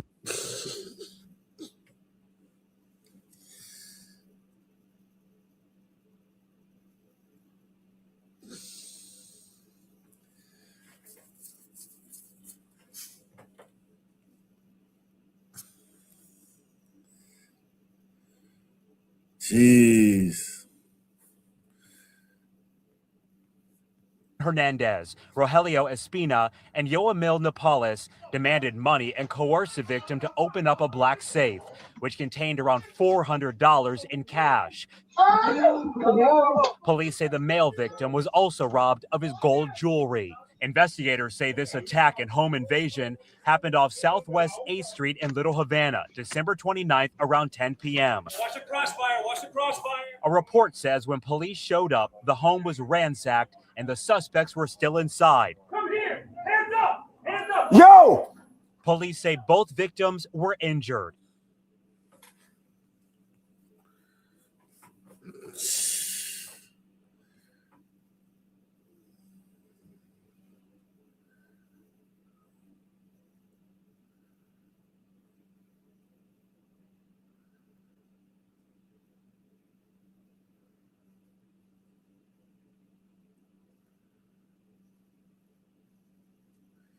Women are insufferable too, man. Women are just awful, man.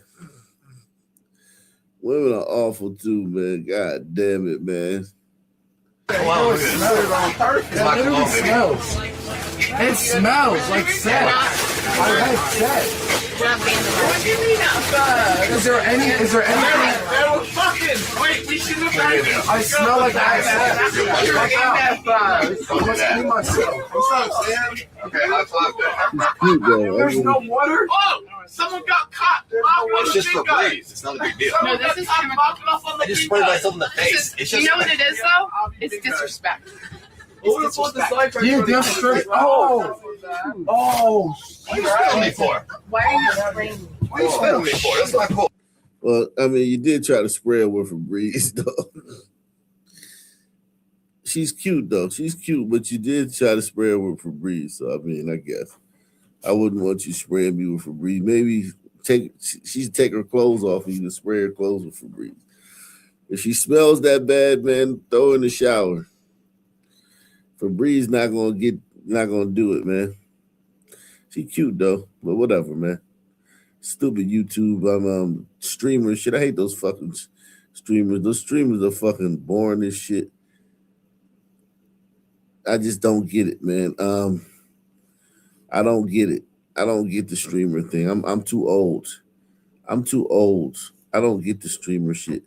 Siciliano, Camiliano. Yes, sir. What's up, man?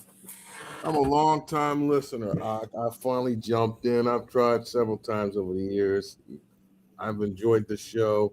I'm having trouble with the super chat. I was trying to send you something tonight, especially after the last few nights.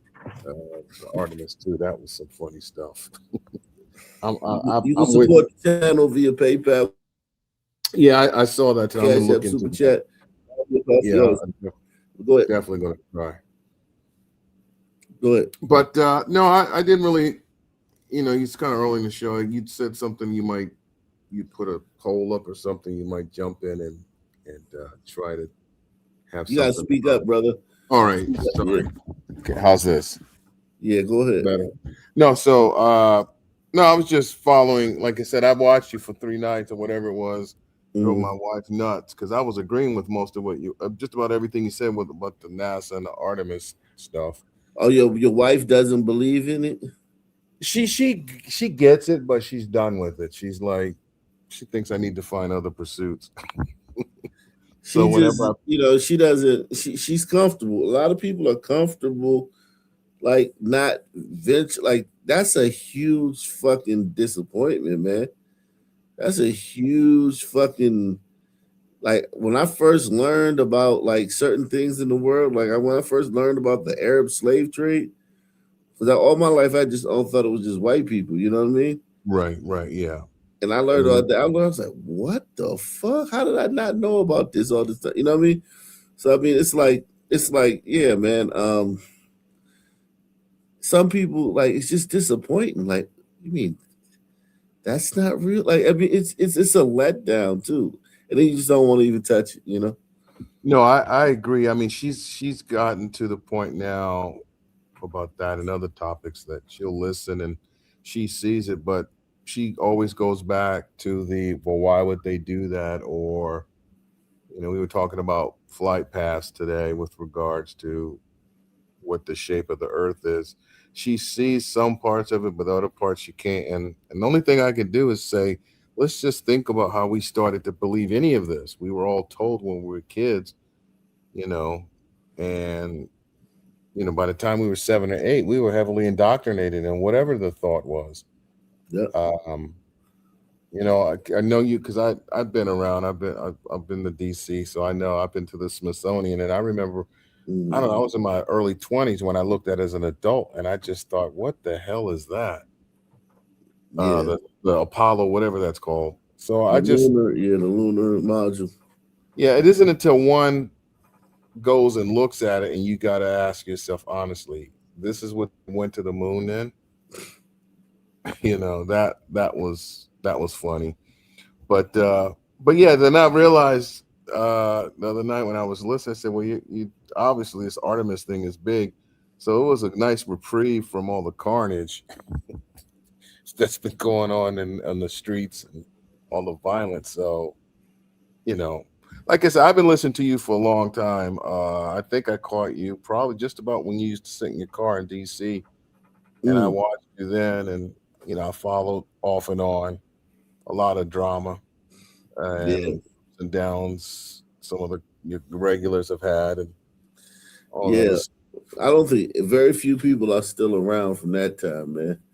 Very few of the regulars Yeah. still around from the card days, but there's a few here, still here.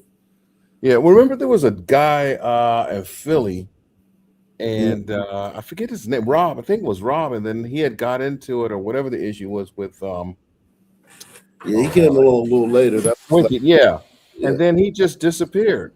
Yeah, Rob. Yeah, Rob. I haven't heard from him in a while, man. Yeah. Salute to Rob. If you're out there, man, make sure you come through. Let's see what this is. Let's see what this is Michelle Obama was saying right here. You know, there are versions of the country that happen. Yeah. Right. And the new version doesn't make the old one bad. It's necessary for growth. And I think we're in just a janky version. Right. Yeah, janky's right. It's a janky version right now. May I curse, Mrs. Obama? You may. Yeah, shit is jank right now. It's super jank. Yes.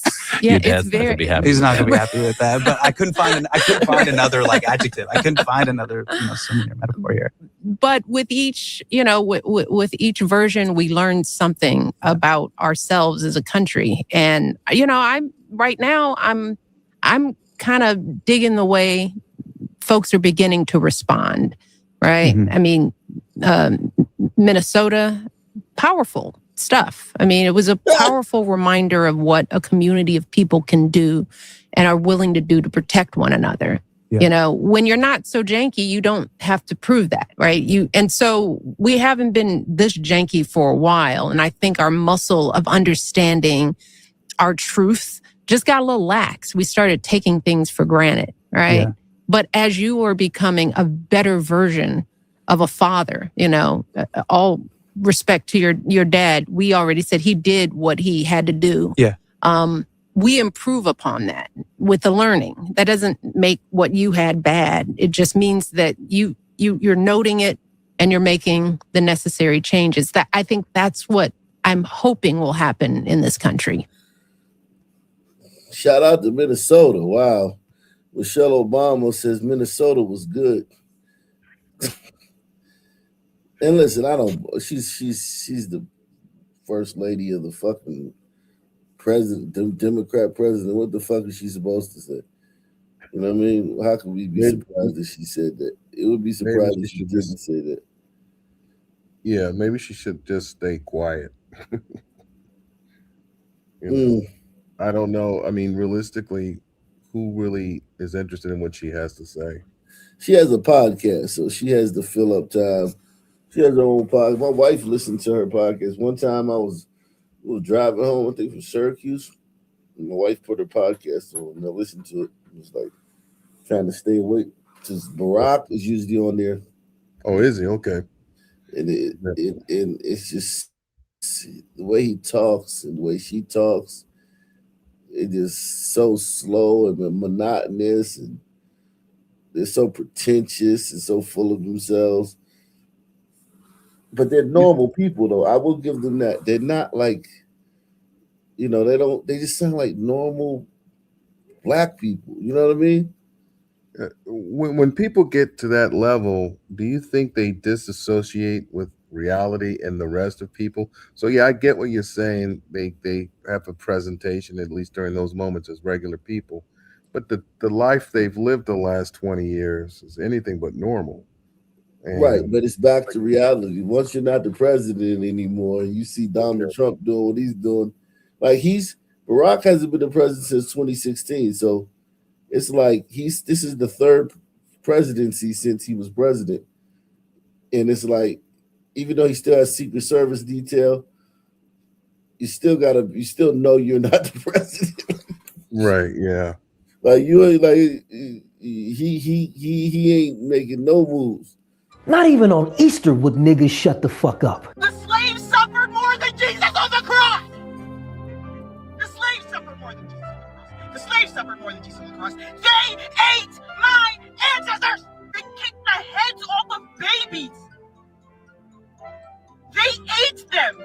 They put us in zoos. Slaves suffered more than Jesus on the fucking cross.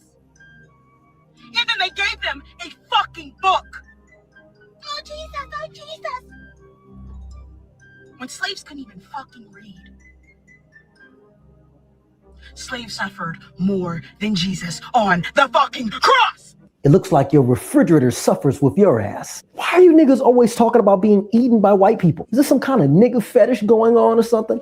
Listen, niggas, not every fucking holiday has to revolve around niggas and their nigga struggle. Oh, did you know Jesus was nailed to the cross? Well, slaves couldn't afford a cross. Nigga, shut the fuck up.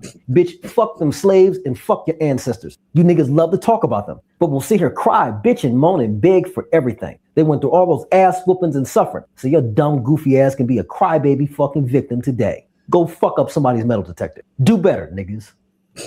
Not even on. Yeah, man. Oh, man. What's this?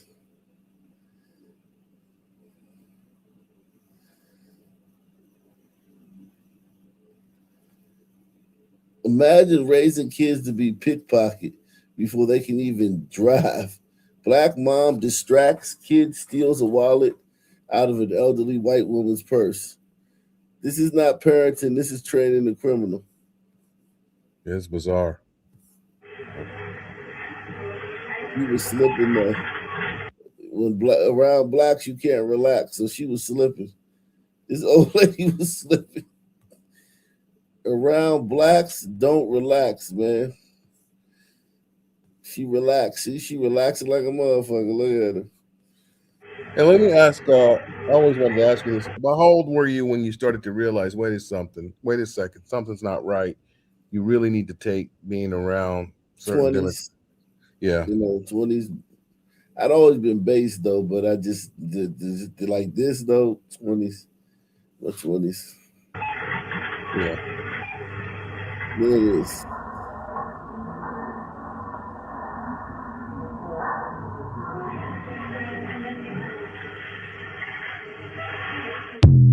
Yeah, that's wicked. What's up, Crook County? What's going on? Yo, what's good? Ain't nothing, man.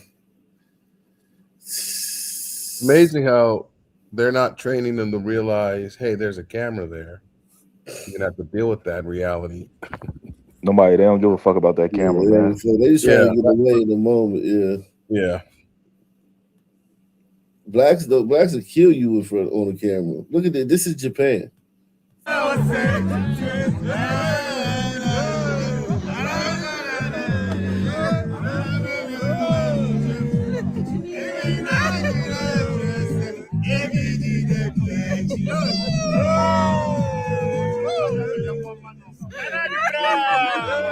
Japan in trouble, man. They had, and here's the thing about Japan, they had all of Western Europe and America to watch and see how this experiment goes, and they're still doing it. Yeah, hey, something wrong with these people, man. Sons, no matter the fucking ethnicity or whatever the fuck, the background of country, that damn melanin, man, the complete opposite of what Nick Cannon was talking about. I tell you that. Jeez.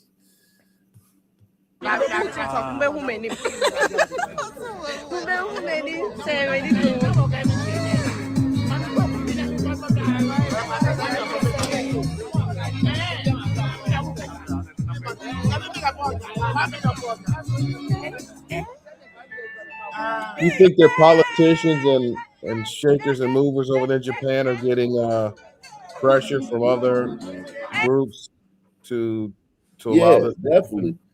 I definitely think that, no but sense. if not, even if it's not like pressure, like you have to take it, it's still like societal pressure and just like They want to be looked at as like what is it, like virtuous. Yeah, it's virtuous. Like they just want to be looked at as like the good guys and shit like that. Then they don't realize that they gonna do that, and then they gonna wake up one day and that shit gonna be like Paris and the UK, and then the little Japanese people ain't even gonna motherfucking be having sex with the Japanese girls. It's just gonna be niggas putting slong in all they little women, and then they ain't gonna have no fucking population, no Japanese population. It's just gonna be a whole bunch of Rui Hachimuras running around that motherfucker. Naomi Osaka and shit. Yeah, like motherfuckers gonna hate Japan, but they'll go to the Olympics. It's just gonna be a bunch of bullshit. Yeah, It's a just bunch of don't allow bullshit. niggas, bro. Just don't allow them, G. A bunch So, of bullshit.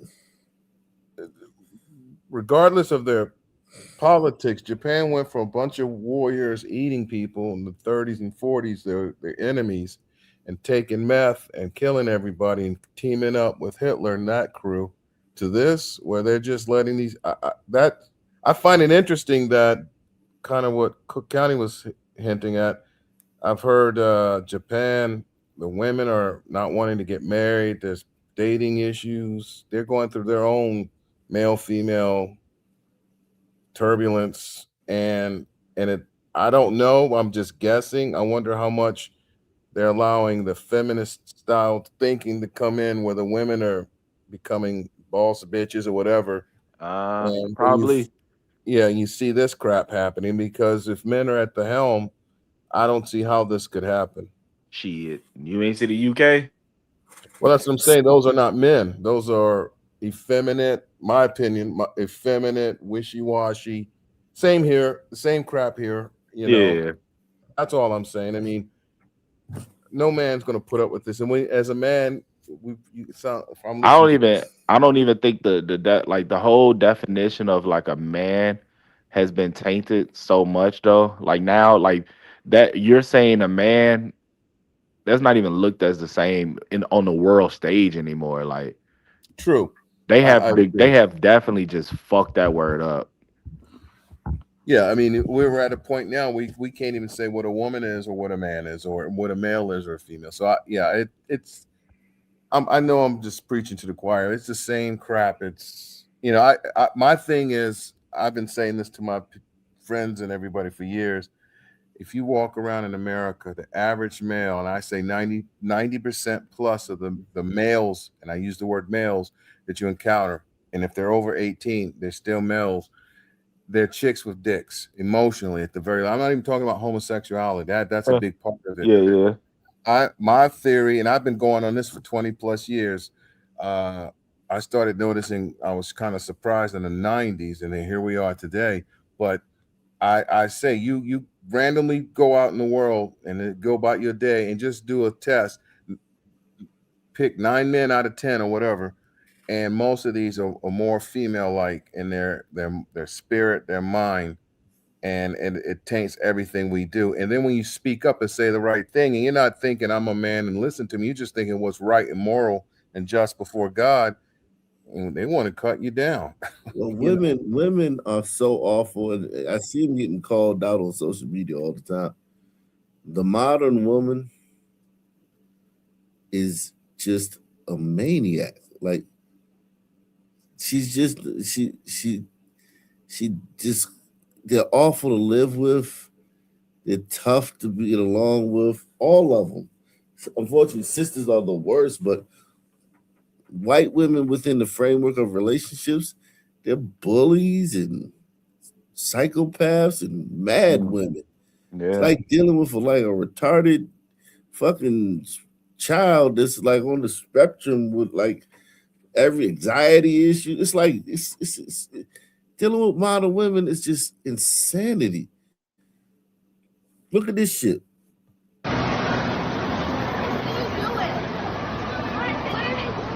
I'm definitely going on TikTok with this shit. That's OD.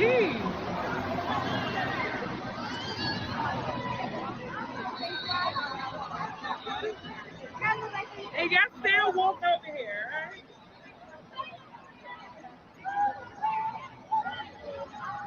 You're supposed to keep it moving. The blacks are just slowing everything down. You can stand there all you want, player.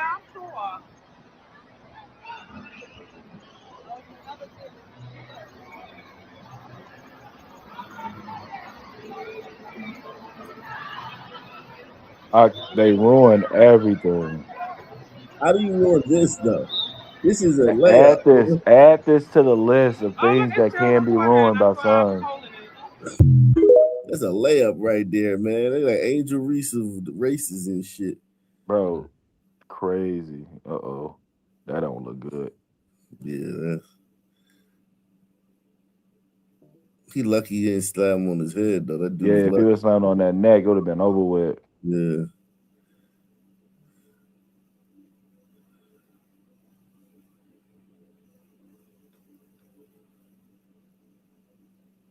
What's up with him? Who is that? Let's see. Democrat. Oh God. This guy. This guy's a nut. South Carolina. I mean, it's California. This city. What is he again? He's the Scott Wiener. His name is Wiener, literally. A state rep. Yeah, he's a state senator in California. This guy is nut. I mean, he is absolutely positively crazy. When I was young, I was a feminine child and I discovered trans influencers online. They said, change your body and your life gets better, don't and it gets worse. Or as my doctors told my mom, I would commit suicide. The medical and mental health providers didn't bother to ask why I felt the way I did. They poisoned my body with blockers and hormones, arresting my puberty and messing with my development. The result, I'm a 23-year-old gay man who's never had an orgasm and may never experience one. Let that sink in. I was rendered anorgasmic because once you say you could be trans, that's it. Full stop. No exploration as to why is allowed, even if you are a struggling kid. The former president of WPATH, Dr. Marcy Bowers, a California surgeon who had performed the surgery for Jazz Jennings at 17, admitted on video that puberty blockers followed by cross-sex hormones results in no orgasms and stunted genitals. SB 934 guarantees that more people will end up like me, the walking but wounded. I could have been spared all of this if any of my therapists would have explored why I felt dysphoric, but they never did. They only led me to hate my body more. The Supreme Court just ruled in a rare bipartisan decision that laws like this are unconstitutional viewpoint discrimination. This bill is an attempted workaround that will be used to silence therapists who could have helped me avoid the irreversible harms to my body and the loss of my sexual function, as is the same for many others. So today I ask you to extend some empathy to survivors like me and vote no for this bill. Thank you. Right. He was speaking to the Wiener, the motherfucker. Yeah, the weird. He's like totally for trans everything. Like This guy right here. No, the other dude, right? The guy on the screen, yeah, the guy on the screen is Wiener. Oh, okay. They didn't show the dude that was was a speaking. kid who got fucked up by. Yo, I didn't know that though. Did you know that the puberty blockers mixed with cross hormones will fuck up your chance to have a orgasm? That's so sad, man. Because that's sad as fuck. Orgasms are like one of the greatest things in life. Like it's almost like you can't even compare that to anything. Yeah, it's like yeah.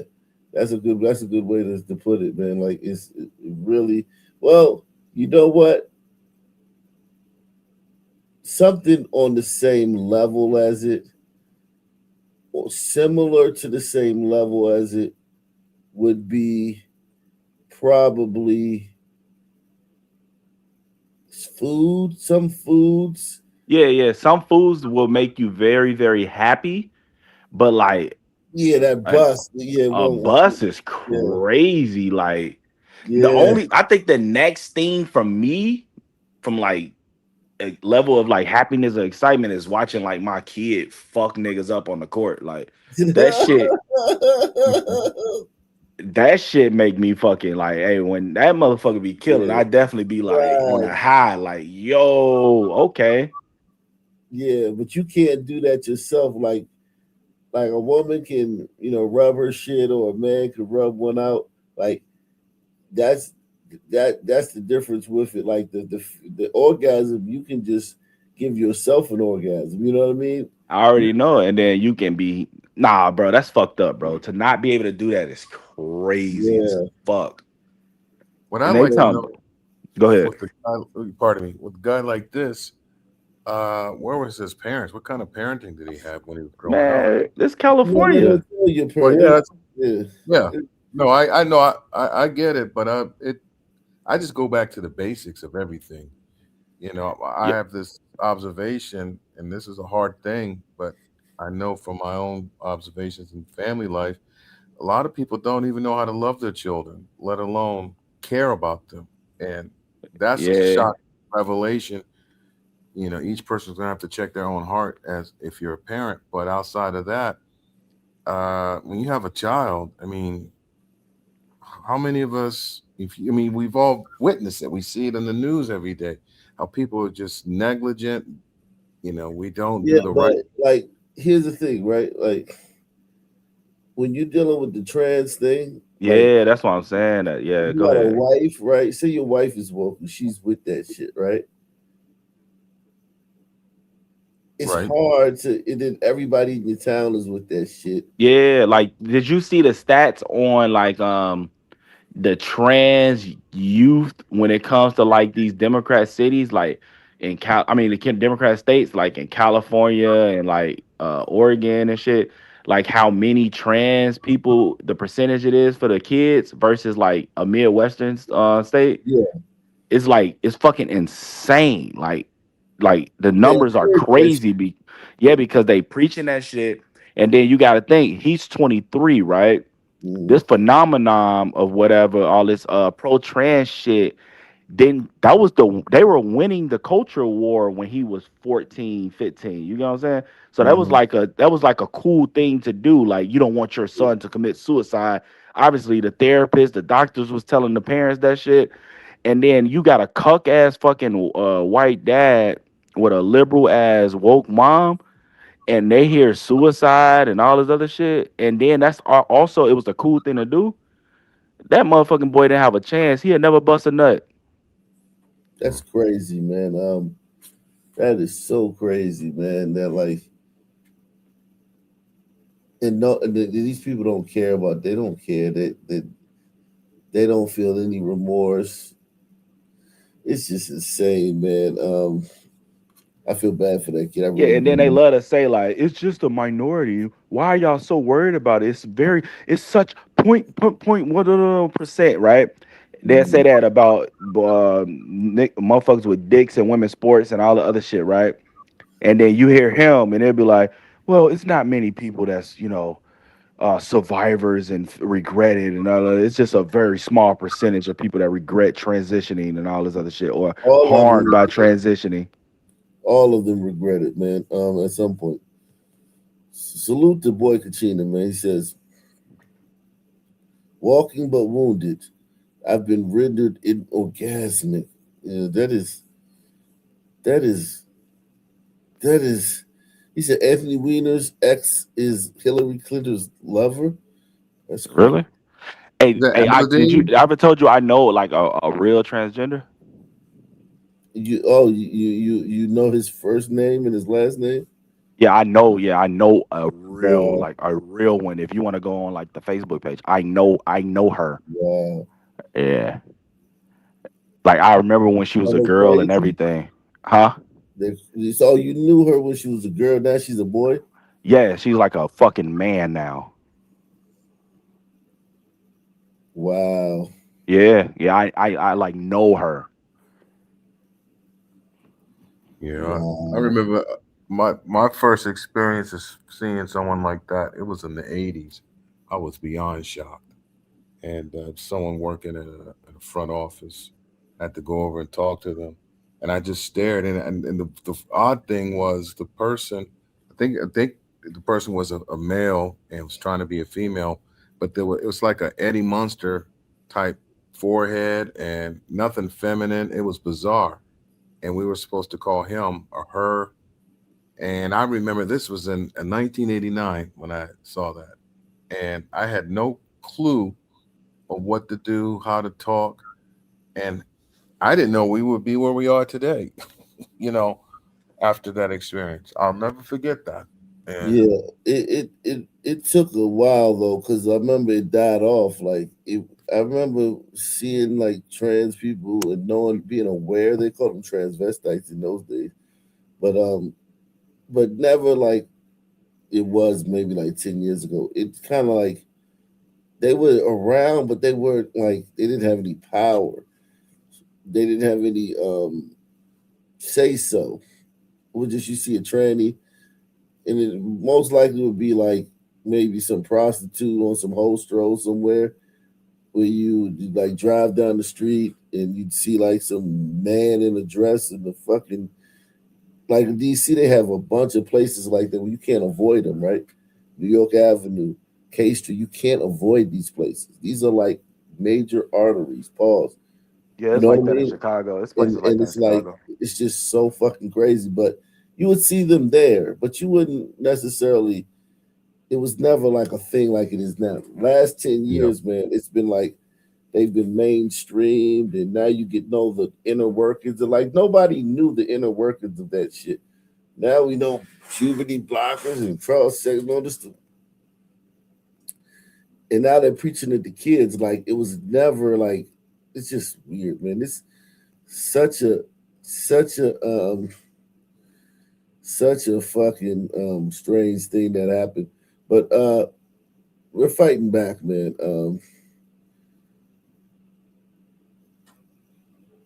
We're fighting back, man. Seems like a lot of the universities and certain leagues for college sports are starting to take a firmer stand and say no, we don't want biological males competing against females. But I thought people would have a pushback much harder and quicker, and I was surprised all these parents with their daughters, and they kind of, in my opinion, I don't know, they seem like they just stood back and let it happen. Well, Several. it's not just like standing like in these places. These parents are like part of the movement for this stuff. Like if you're like, let's just say you're like a socialite or actress or somebody, you know, in like a certain circles, and you're in California or in New York, having a trans kid like is like a social status. You know what I mean? Right. It like brings you, it raises your profile, your social status if you have a trans kid. So the parents, if the kid, the boy picks up the pink marker, like say it's a set of markers. If he ever colors that pink marker, they start asking, "Hey, you feel about girls?" Or you know what I mean? Like I remember I had I got a nephew, right? He's a straight up player. Like he loves girls. He loved girls from like a very strange young age, right? He like loved Britney Spears and all types of different actresses and girls from a very young age. It was like, damn, this dude is like on him at like 3, 4. And he wanted like a doll. Like it was like whatever that girl Frozen, there was some princess in Frozen. He wanted that doll. He plays with all kind of toys, right? But he wanted that doll, right? And he would play with that doll too. His parents got it for him because he wanted it, right? But he still is like a man's man. He's a boy's boy. And I was thinking, like, I used to think, like, damn, if he was in the wrong parents, hands, right, they would use that as an excuse to try to turn him into a trans kid. But this dude is like, he max girls. He, you know what I'm saying, has crushes. He got little girlfriends and everything. He just wanted the Frozen princess from the movie, doll, the little action figure. And his parents got it for him. But it's like they use any excuse from the kid. The kid does anything that isn't 100% masculine. They try to use that to start guiding them. Hey, maybe you should wear a dress. Hey, maybe you should. Look how many Hollywood actresses, adopted kids, are trans. Yeah. It's insane. It's almost like you couldn't find that many trans people in a, you know what I mean, in a population of 1 billion people. But Hollywood adopted kids are like 50% trans. It's insane. You think part of that, to say this real quick, part of that is due to what's the word, decadence. It kind of reminds me, like if you read The Great Gatsby and see things that were going on in the 1920s, what do they call it, the Roaring Twenties, the decadence and opulence and just pleasure and status and symbols and whatever is vogue, and Yeah. it just like wow, that translated to nowadays to changing what one would think was natural disposition or gender of your child, just allowing them to either take hormones or drugs or let them continue to maintain a denial of reality. And I'm not saying these people don't have spiritual or psychological issues, but like you said, it's a small percentage. It's not, how can it, and then, but hell, maybe Alex was right. I mean, part of what he said was right about chemicals and how it affects animals, it affects people. So it's a whole combination. It's like weird. The whole Yeah. thing is. This is let's see, this woman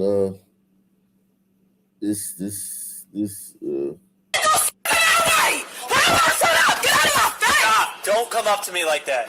Don't do that. I came up to you. No. Don't do I was that. trying to walk around you. No, you're not doing that. I'm walking around you. No, you're not. Don't walk up to me like that. I didn't walk up Get to in the you. elevator. Get in the elevator. That is weird. I don't want to be here. There's not a black person in sight. Why would we? I don't want to be here. There's not a black person in sight. That's why you're there, bitch. Stop lying. That's why you chose this hotel, bitch. You ain't want to be around niggas. Now you're acting like a nigga, man. Salute to my man Boy Kachina, man. He said she was Hillary's lover. Then they placed her in a marriage with George Soros' son in 2025. Send me that. Whoever you're talking about, email it to me, Boy Kachina. Who that person is. Talking about? I am elevator. Go home. Let's go. Out. You kicked us Come out on. because of that. Let's You go. threatened me. Let's go. What was the threat? Let's go. Get off me. No. Get the fuck off me, officer. Get off of me. I know my rights. No, you need to go. Get off. Bitch, you don't. Whenever a black person say that, they don't know their right. They don't know the first thing, man. These black people that say they know their rights, they know nothing. They don't know anything about anything. They don't only know their rights. They don't know how to fucking balance a checkbook. They don't know how to fill out a W-2, fill out a 1099. They don't know how to fucking do anything, man. These people I know my rights. You don't know anything. This is your last warning. If you don't, you are going to get arrested. Because of what? Do you understand? Arrested for what? You have been told to leave Think about numerous times. that. I thought black people were afraid of cops. I thought the talk. Remember the talk? Who remembers the talk? That motherfucking talk, that shit don't exist, bro. He's a real mouth breather. Bro, listen. She don't even realize when that cop grabbed her and about to just be bouncer, he's trying to save her a whole lot of headache. Yeah, I mean the talk, like black children, black people are shivering in their boots. It's just at the thought of, if you're a black parent and your child leaves the house, you're in the state of perpetual terror until they return home because of the police officers. Remember that? I mean, that shit was not long ago. Body cams, though. Body cams, man. Body cams is the thing that really ruined that, man. I want to show you something, man. I want to show you something.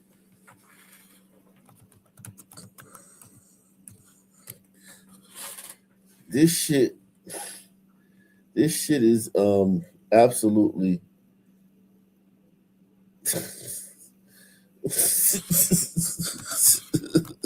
Total inability to read the room or see what another person's thinking on some level. Like the guy has a uniform, he's a cop, and he's telling her this and that, whether she's right or wrong. She's so worked up, she's not even processing.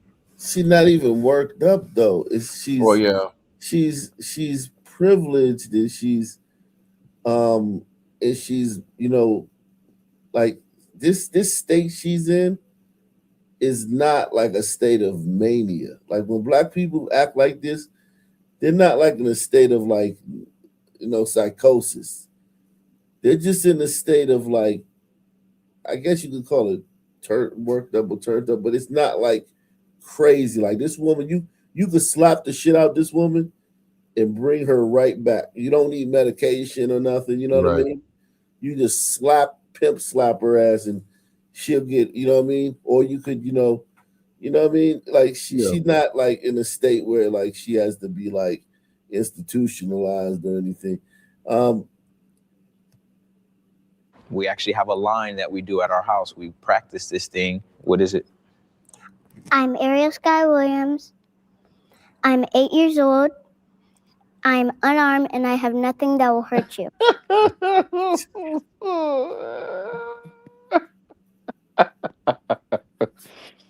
Bro, This is real, man. This is bro, not that fake. is such a bad person. That dude is such a bad person, bro. 9 Because years if old. I walk up to a fucking thing and an 8-year-old told me that when I'm on duty, I'm gonna be like, baby, what the fuck are you talking about? Come here, sweetie. Like, here, like, go about your business, baby. That's a lot to put on an 8-year-old. That is a lot to put on an 8-year-old. Like, why would you do that? Guess what he's doing? Creating what we just saw in the last video. Yeah. Yep. Yep. Yeah, definitely. He's evil for that, man. That is a child abuse. Yeah, that because child, as a kid, did you think about the police? yeah, especially if you're not a bad kid. Like I didn't even think about the police, bro. Yeah. Yeah, I thought about shop owners and shit like that. It's when I was stealing and stuff like that, security guards and stuff. Even when I was just a thief, like as a young kid, I thought about that. I didn't really think about the police until they started until the fucking shop. So you start, getting down with them. The police officers. Right. They start coming for you and shit. They was coming to get you. See, like as a kid, bro, I didn't think about the police, and I never really even saw the police. In my childhood, I can say I grew up on the east side, right? And this is how I know I wasn't thinking about the police, because I said I never saw the police. And I think back at it, I probably saw the police, but I probably just didn't notice the police. They're like trees. They're like, yeah, I didn't fucking notice them because it wasn't nothing. What the fuck was they doing with me? Exactly. Yeah. They're not like growing up. My buddies, one of my best buddies' dad was a cop. You know, we used to have sleepovers all the time at his crib. All the little boys in the neighborhood would go over his crib and we sleep over. We watch, we play video games and we watch remember early in the morning on HBO and this show. You probably don't remember. You probably too young for this. They would put like movies and it would be a scene with like a nude scene in the movie somewhere on HBO or Showtime at like 3:00 in the morning. They would show movies that might have. Yeah. That was when it was Cinemax. Yeah, so it was like, we would do that. We would toothpaste, the first person to go to sleep, all that shit. But his dad was a cop, and his dad worked the overnight shift, right? And we never saw his dad. I saw his dad maybe 5 times in like 8 years. Oh wow! His dad worked the overnight shift. His dad never. His dad would come home at 8. We'd be going to school, or we'd be, you know what I mean? Like we'd be going to school at 8. Like, you know what I mean? His dad worked overnight shift, so we never really saw him. But it's like, it's like, damn, one of my best buddies, fucking dad was a cop when I was growing up, man. I didn't even really, see him. But my general impression when I was a kid, whenever I seen cops, they were always friends of the family, and there was nothing. I mean, they wore their uniform. I was never discussing anything they did or didn't do. I'd see them at barbecues. Whatever. It was never, oh, I need to be good, bad. And they were just people with a job. All this stuff, knowing at that age that she is. And I look at this guy's body language. He's so proud. Like, this guy's a psychopath. He's definitely a sociopath. Salute to Savage. Savage says, The guilt and compassion mind virus acts as a bypass mechanism over people's self-preservation. Don't fall for it. Same goes for Black trans activism. Yeah. People are turning back against all this stuff, man. And then you'll ask him about anything. Has he ever had a traumatic experience with police? Oh, And he'll make up some crazy. Okay, my bad. Wait. Listen. Hold that thought. I'm unarmed and I have nothing that will hurt you. It's just kind of a thing we practice at our house. There are great police officers out there. There's also some police officers who are not so good. And my fear is that you run across one of those bad ones. For some reason, people of color have always been a target by the police. Before they became a police. Some reason. They don't think. Look, they don't think it's a reason, huh? The city of Miami had 83 homicides last year, and 81 of those happened in black communities. I wonder why. Yeah, like think about it, right? It sounds crazier too when you say, for some reason, law enforcement officers always targeting black people. If you say it like that, it's even crazier. Yeah, law enforcement officers are always targeting black people. Well, here's another one. Looking at this and the way they're producing this documentary, or whatever it is, it's almost implying like people who are white don't experience bad cops or get treated, or it's only black people of color. Is that so? My general observation in a long history of seeing things in the world, I've seen a lot of white people get hurt bad, and sometimes it's by cops, and whether it's justified or not.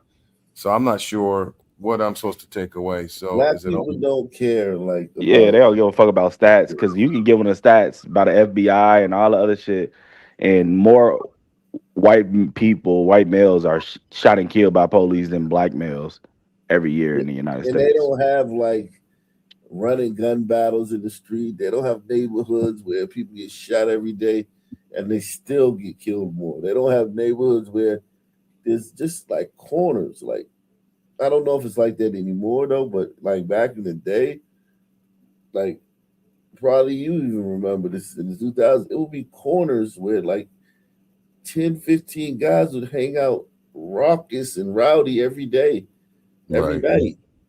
Yeah, switches stop that.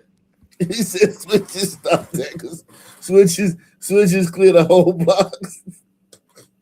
But you remember that, right? The corner. Oh yeah. We definitely had all of that on, like, they still kind of do it on the west side of Chicago, but like on the south side, the only people that gather like in huge things like that is like the drunks, and if it's like a fucking party, and most of that shit gets shot up down there. So every time there's a party or some shit like they do a project reunion every year, and every other year that shit gets shot up. Like this year it got shot up. So yeah, wow. By the police. Before they became a policeman, they were a person. And that person took all their ideas and all their thoughts and all their prejudice into their job. Why would a police officer assume that you did something bad? This is grand. This is Maybe because of my skin. This is wicked. Yo, this is wicked. Yo. These people should be arrested. I would arrest these parents if I would arrest this woman for doing this to this child. This girl has nothing to worry about. You can tell she's a good girl. You can tell she's not like a rat or anything to be fighting in the streets. And even if she was, she still got nothing to worry about. But you tell she's like a bookworm. She listens to her parents.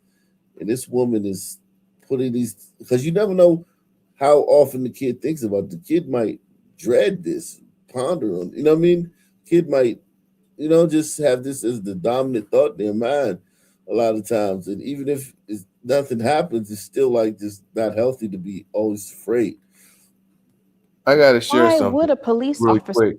When I was a kid, I grew up Catholic. I jokingly say I'm a recovering Catholic. But I saw so much from the nuns in the church when I was a boy of what happened to the Jews during the Holocaust and all of this other stuff that I started to feel like I was a victim of Auschwitz and other stuff. But what shocked me was when I got older and in my teen years, and I started finding friends in different areas that were Jewish, and they were looking back, they had such passion and emotions about what happened as if they had physically gone through Black from people listening do to the their same thing with slavery. and That's the that's what I'm same saying. And thing. that's what this is That's the exactly what same this thing we did with reminds me of. slavery. Niggas Yeah, ain't black been through people. nothing.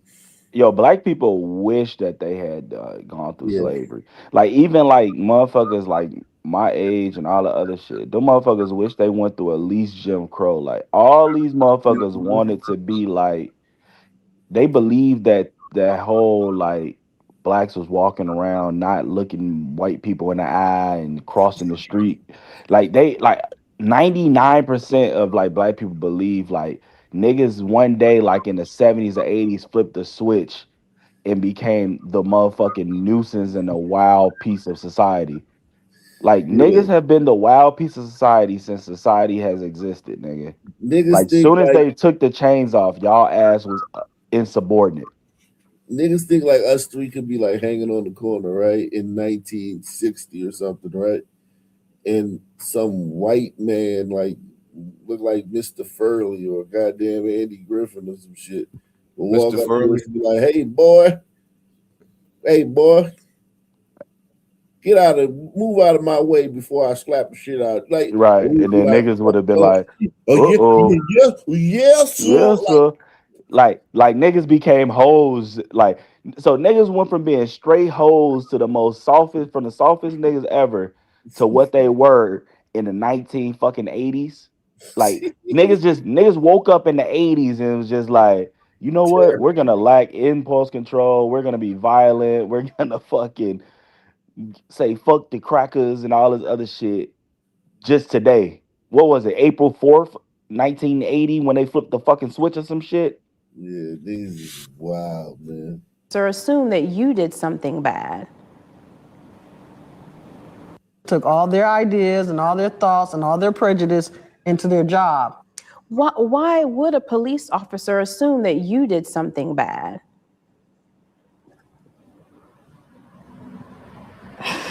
Maybe because of my skin color. I remember being put in handcuffs for something that had nothing to do with me. I was literally walking in the mall. Cops slammed me on the ground, busted my lip, chipped my tooth. That actually made me really mad. How about the time they pulled us over with me in the car and arrested me and left all of you guys sitting in the car and nobody knew how to drive on the side of the road because the bumper. Really? Cops will arrest the driver and leave little kids in the car on the side of the road? Not even a fucking way. It's like it's a 0% chance that happened. Yeah. So they was just there the whole fucking time, and what? She got to the station and called somebody. It was like, hey, can you go pick my kids up on the side of the road? It's been 2 hours. They should be there waiting. Yeah.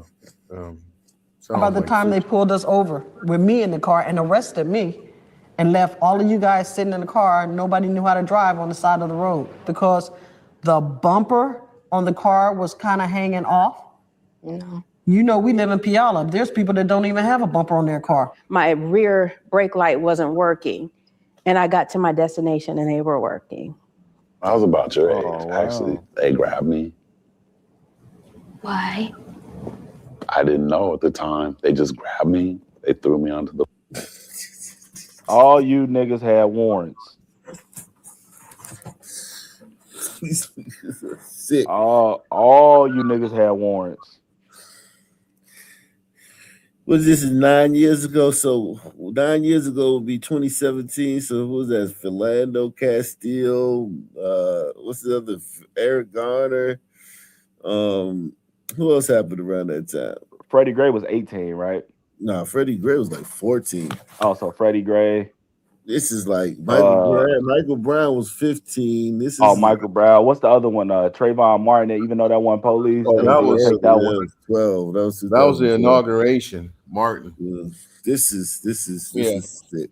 Police car. I got tased that time. That time they tased me because they said I wasn't complying. Ariel, are you okay?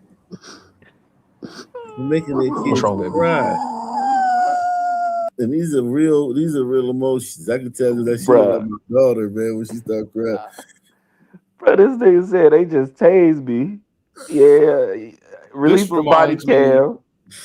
I don't know. Well, I think Ak might remember. Remember when the movie back in the 70s, Roots, came out? The documentary. Nah, I don't remember that, but I did see it later. I could tell you. 78. I could tell you, ask other people who are around, there was a switch. It was before Roots and after. No, I could imagine that because I can imagine that because they took all the TV dads.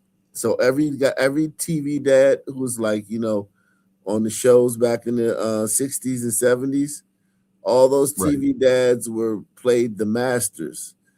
And the TV dads like James Evans, he played Kunta Kinte when he was an adult. Like it's like they did some diabolical shit. They took all the white TV dads. Right, that's a good point. Yeah, masters and I haven't thought about it, but yeah, I look back. Yeah, people you liked in different characters. Yeah, played well, noble characters. Now they were masters. nasty, just cartoonish slave masters. But no, what I wanted to say was, it was like, I remember, I don't know, it was 76, whatever year that was, 75. 78. I think it was 77 or 70. Okay, and then I noticed afterwards in school, all of a sudden, everybody started walking, and that was a very big topic.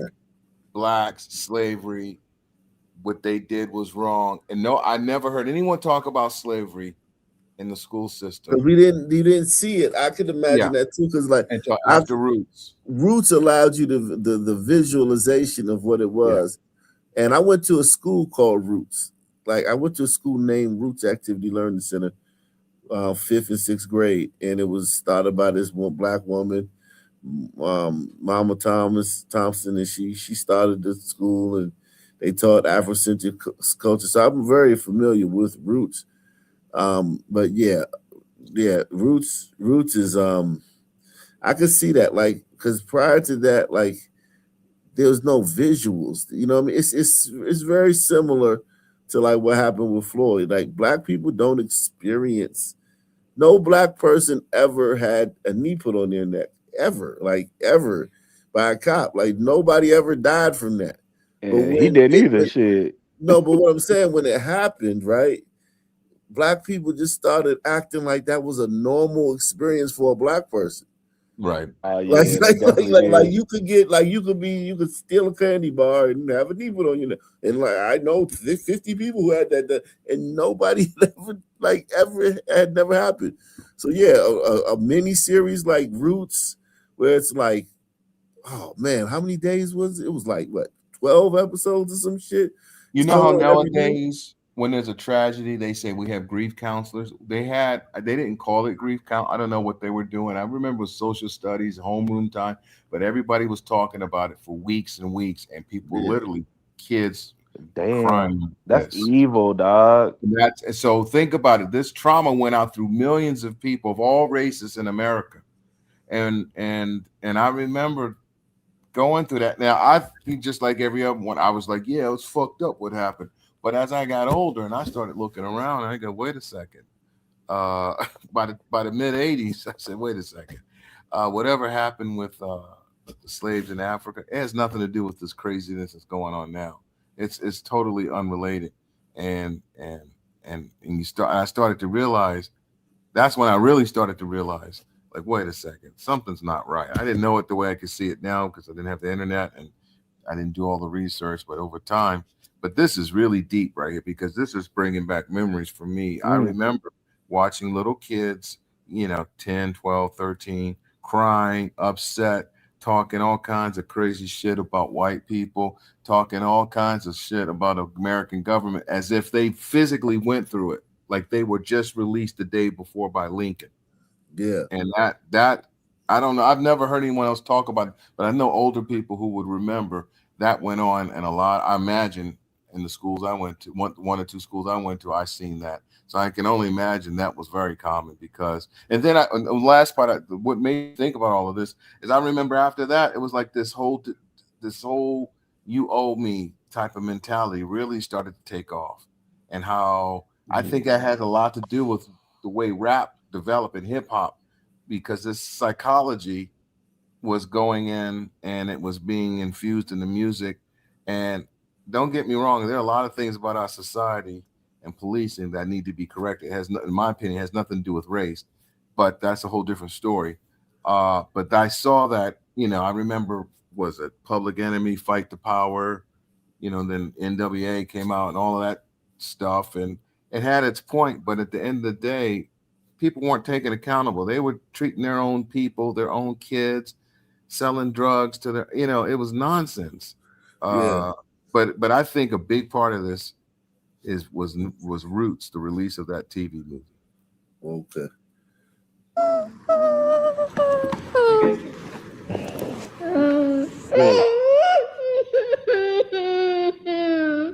I'm okay. I'm alive. All right. Every day I get to see you. I get to do this. Right? All right, come on. Let's calm down. Let's finish this, all right? Like those torture films, Hey, someone you make tortures me someone, cry. the CIA operation, and they come and be nice to them. You have to be careful when you're out there in this world, because this world's not going to always be honest or fair to you. I know, Sean, you got a little bit lighter than the rest of them, so it's a possibility you won't get stopped. Sound like you just pulled him over. Yo, what kind of thing is that to say to him? She just screwing them all up. She just othered him, like, so now it's like everybody in the family is bonded through this victimhood, and now I'm not part of the family. Like, she just, in a weird way, like, it would have been better to, have him involved with the, like, hey, you still black, you know what I'm saying? Even though you light skinned, you still black. She othered the fuck out of. She put him in a place where he now feels like, oh well, I'm special. And who knows how that's going to affect him? Either he might take the one route where he feels like he's better than the rest of them. He make another route where he feels like he got to prove harder that he's really black. Like, that was an awful thing to say to that kid, man. It was unnecessary too. Well, like, good thing to know is that kid is now Sean King. Something like that, yeah.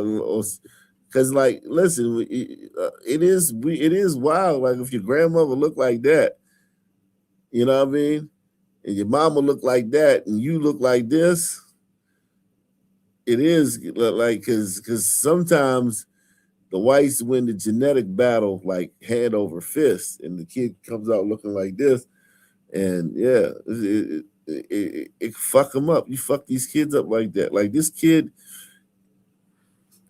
why would she say that to him, man? That's just awful, man. Like, you're not gonna get pulled over.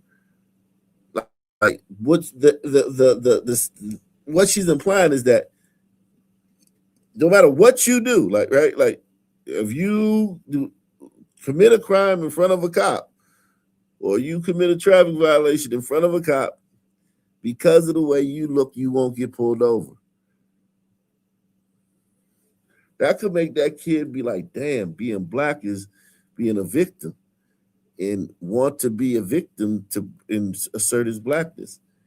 She's awful for saying that. She is. Yo, what was that shit? That shit at don't be a menace. Harold and Kumar go to White Castle when they was breaking out of jail, and the black dude was just sitting there. Yeah. And they end up beating his ass and let the motherfucking white people escape. Yeah, this is crazy. Yeah, I remember that. Harold and Kumar is crazy, man. For when you're out there in this world, because this world's not going to always be honest or fair to you. I know, Sean, You got a little bit lighter than the rest of them, so it's a possibility you won't get stopped. Sound like you just pulled him over. Okay. If you're driving, cop pulls you over. Police gets out the car, comes to the window. What would you do? License and registration, please, ma'am. Why do you think I pulled you over? I don't know. Tell me. When a police officer says something to you, don't. You're black. You can't be looking at them saying, "Oh, I don't know. Why don't you tell me?" Well, She's awful. Yo, this woman is. I know this somebody's mom, and listen, my mom kind of talks like this, but she never told me anything like that. I mean, she kind of did, but it's like this woman is. Oh, so you had to talk. I had to talk at like 18. By the time I had to talk, I'd already been. It was too late. Like my mom knew. I think she knew it was too late by then. Like it was just like the same talk that every white kids get, black kids get. Like, hey man, if you give the cops, it was already too late though. Like I had been brought home by cops from shoplifting, all types of issues at school and shit. Like it was like. All right, whatever, I guess. So it wasn't. So if the cops pull you over, it was motherfucker. So if you encounter Officer Smith again, this is shit. You already knew the cop's name and shit. They knew you. Yeah, well, not even that bad, but just like I had, and she knew that. Like I knew. I think it was when I started driving. That's probably why it was when I had my license. So yeah, so that's probably what it coincided with, more so getting my license. But it wasn't no big deal. Like it wasn't like, oh, that was just like the chat. You know what I'm saying? Like, it was, you know what I'm saying? It was just like, you know what I'm saying, basic shit, like running, like it wasn't all this on it. It didn't have all this on it about race and shit. But I was 18 in 96. So yeah, so it was like, it wasn't like being 18 in 2016, you know what I'm saying? So yeah. It's like they're I putting think I pulled you over. voodoo hex on I don't know. these Tell me. When a police officer says something to you, don't. You're black. You can't be looking at them saying, "Oh, I don't know. Why don't you tell me?" Well, that right there is giving them the license to pull you out of your car and physically harm you, because it will be done. Don't get upset. Don't get sassy. Why did you pull me over? You don't have. I know how. Just follow instructions and stay calm. Okay. Do you think just being a police officer and pulling you over, regardless of if you feel you've done something or not, they should get your respect? That's a tricky question. The answer is yes. If you got to go to your wallet to get your ID, say, can I go reach in my back pocket to get my ID out? You could do what I do, and I show them my hand. So when they're walking up, they see I don't have anything in my. She doesn't do that. She's such a liar. She does not do that. I had people do that, and I just walk up to the car and they be like, "She doesn't do that. Why are you doing this?" Yeah, this bitch don't do that. This bitch is lying like shit. This bitch is lying. Like certain people from certain lifestyles don't do that. Like people that aren't like street people or criminals don't fucking. I've been in plenty of cars with people who've been pulled over. I've been the passenger. They don't do. Hey, look, they're like, oh fuck, man. You know what I'm saying? Shit. And the officer, hey officer, what's going on? What I do? First thing they want to know is what they did, even though they know what they did. They don't be like doing their hands on like this. Hands. I'm Ariel Sky Williams, and I have nothing that will harm you or hurt you. And what's the next place you put your hands when you're driving or on the steering wheel with your hands out? If at all possible, turn your phone on. And call someone and put it on speaker. But whatever you're doing, I want you to say what you're doing before you do it. You don't write any statements. Well, you have to write a statement. You go to a body cam channel right now and watch 100 body cams, and not one black person would do anything that's been recommended in this. Not one. 100 body cams, and not one black person would do one thing that's been recommended. That is crazy. how like everyone fell for this. Oh, because white people were, oh my God, they have to tell their kids this, and it's like, yo, no, we get the same talk everybody else get. Hey man, cops ask you for you like don't be getting small with them cops and shit. You know what I'm saying? Now, motherfucker, what would you teacher called the house yesterday, man? He said you ain't been doing your homework, man. That is, you know, and clean up your room. Like it ain't like that. It was just the same normal talk anybody else get, man. Like Don't have to write anything. You're a minor. I'm responsible for you. No one can tell you anything else. If it tells you to be quiet, be quiet. Do everything that you can to get back to me. I see it weighing on you, and I don't want it to. Yeah, you wanted to weigh on her. I don't want it to weigh on you. Know you wanted to weigh on her. You're a psychopath, lady. Do everything that you can to get back to me. I see it weighing on you, and I don't want it to weigh on you. I'm just worried about Donovan. I'm worried about him now. And these are real tears. These girls are really like, they're not acting. These girls are not acting. These girls are really, really fucking crying and shit. You know what I'm saying? These are genuine from the crying place tears, which makes it more psych. If the girls were like performing, it would be one thing. These girls are genuinely terrified. This reminds me of one of those movies by M. Night Shyamalan. I think I've seen it years ago, where people lived in the community. They couldn't go outside the gate, and they were told if they go out, something horrible would happen. And I think at the end of the movie, it's revealed that it was just they were all crazy living in this compound. Something like, I forget, but that's what this reminds me. Yeah, it's definitely like the boy who cried wolf, but the reverse of it, like the parent who like lied about the wolf. You know what I'm saying? It's kind of like the boogeyman. I used to really think there would be a boogeyman in the club. I'm not even lying, man. Like I believed in Santa Claus. I believed in the boogeyman. I believed he was something under the bed. I used to be that type of kid. I wasn't, you know, all hard and shit. I was like, I used to think, yo, the boogie in the closet, you know, that like the closet be cracked and shit at night. Like think the monsters in the closet. I used to believe in all that shit, man. This shit is wicked to tell kids, man. Yeah, it's just bizarre. I mean, yo, then you wonder why they think because they quote unquote physically look different, that's why. It's because they have this attitude that's been put upon them. But these kids don't even have this girl ain't about to go cuss out no cop. This girl ain't even about to be in no fights at school, probably, unless somebody fuck with her. This girl ain't about to disrespect her teacher. These are little girls that they got little. These are the type of girls that's gonna go to college, go to HBCU, and get a degree in criminal justice and try to, like, you know what I'm saying, change the world, be a judge or something, and change and be an activist from the judge, or be a, you know what I'm saying, be a Congress. This is like Jasmine Crockett or some shit when she was a little girl and shit. Right. This girl ain't no fucking. You can just look at this girl. This girl ain't. That's why. That's why she said she worried about her brother or whatever, or her cousin, Yeah, because she know that nigga gonna motherfucking probably get his stupid ass shot. He like impulse control. She saw what he can be capable of. Yeah. Salute to Boy Kachina. He says, Huma Abedin. That's the lady. She also worked 13 years for a journal, which had one explicit goal: conquer the West in the name of Islam in our time. Huma?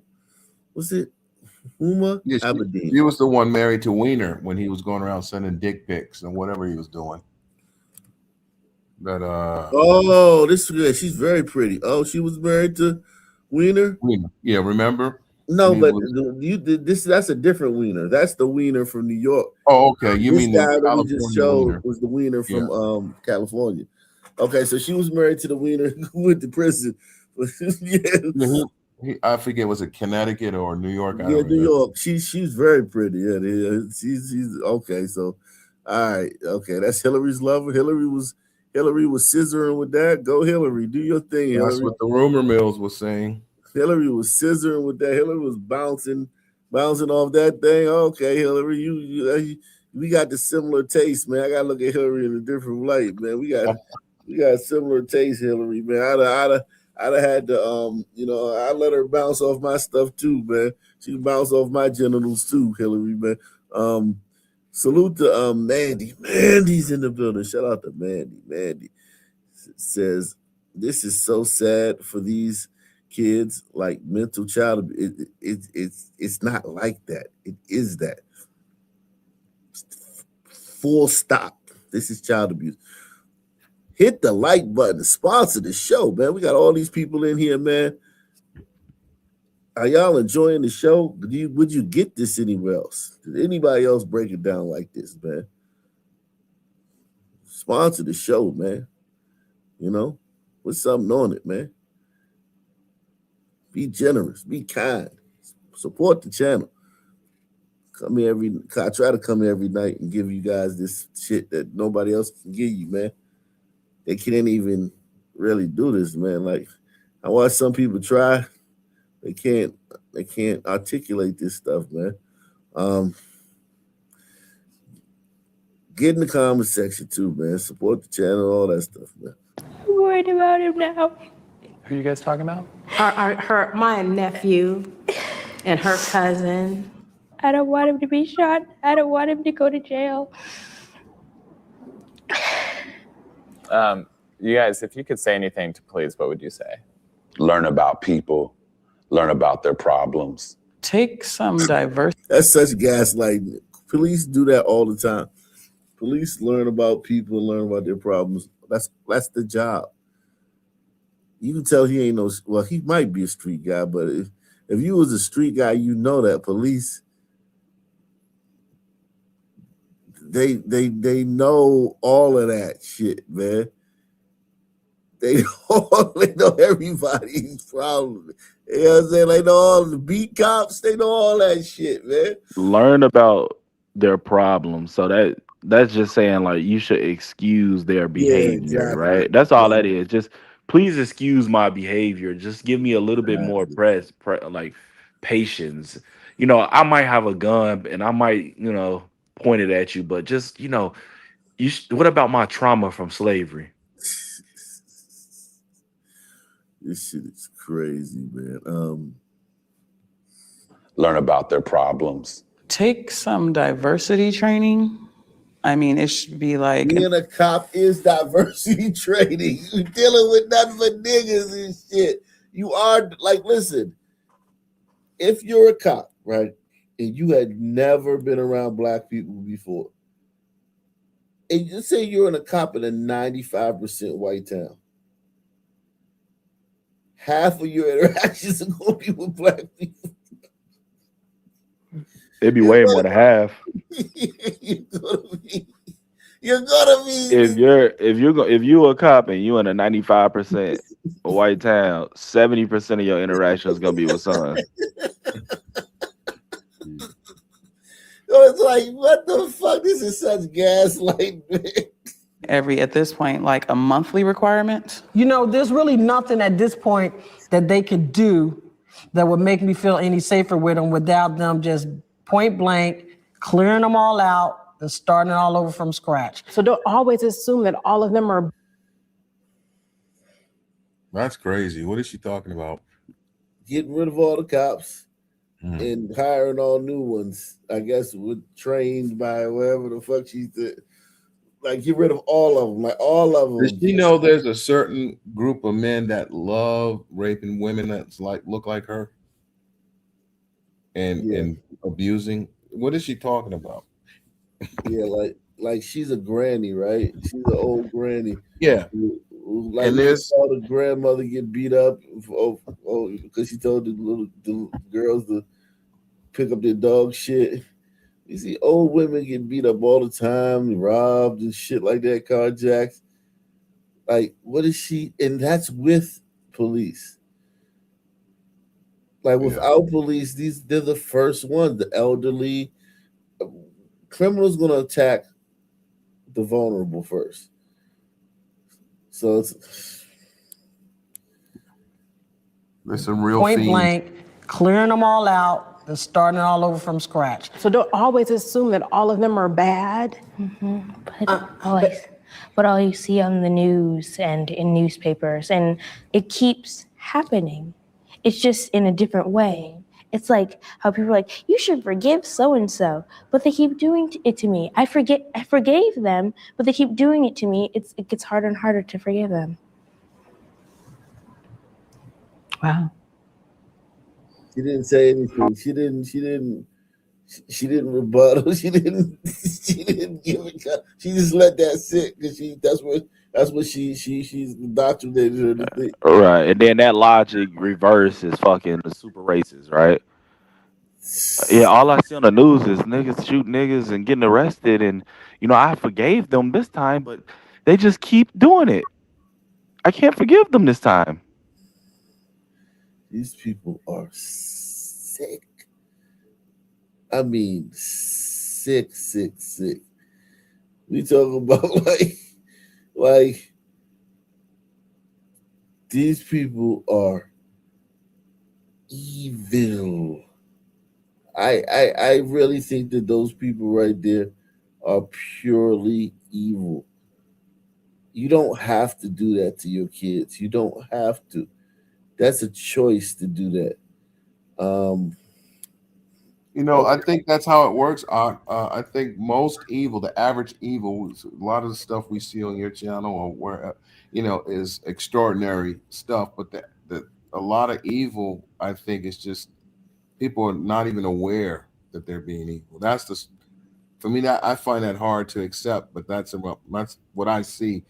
People do evil things and are clueless that they're being evil on small levels to massive levels. So I think that's just the norm, unfortunately.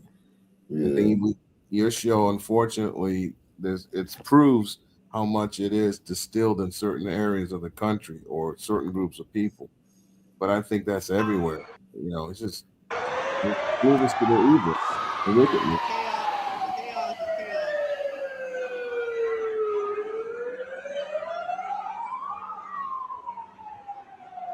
Chicago, Morgan Park. You know Morgan Park?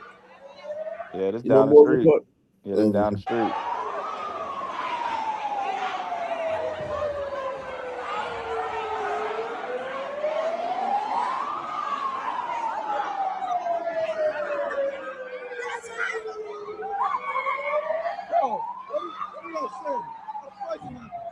Is that a fire alarm? Nigga alarm.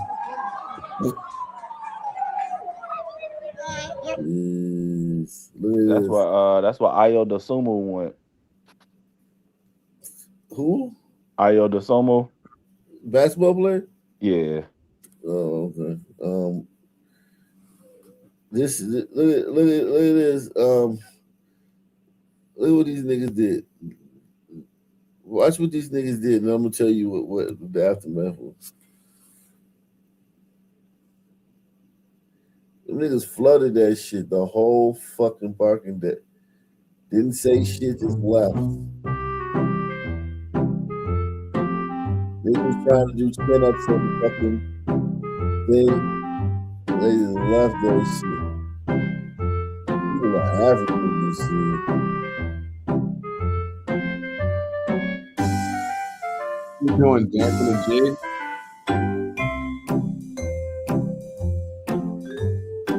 Yeah. Wow. They gonna try to do a chin up.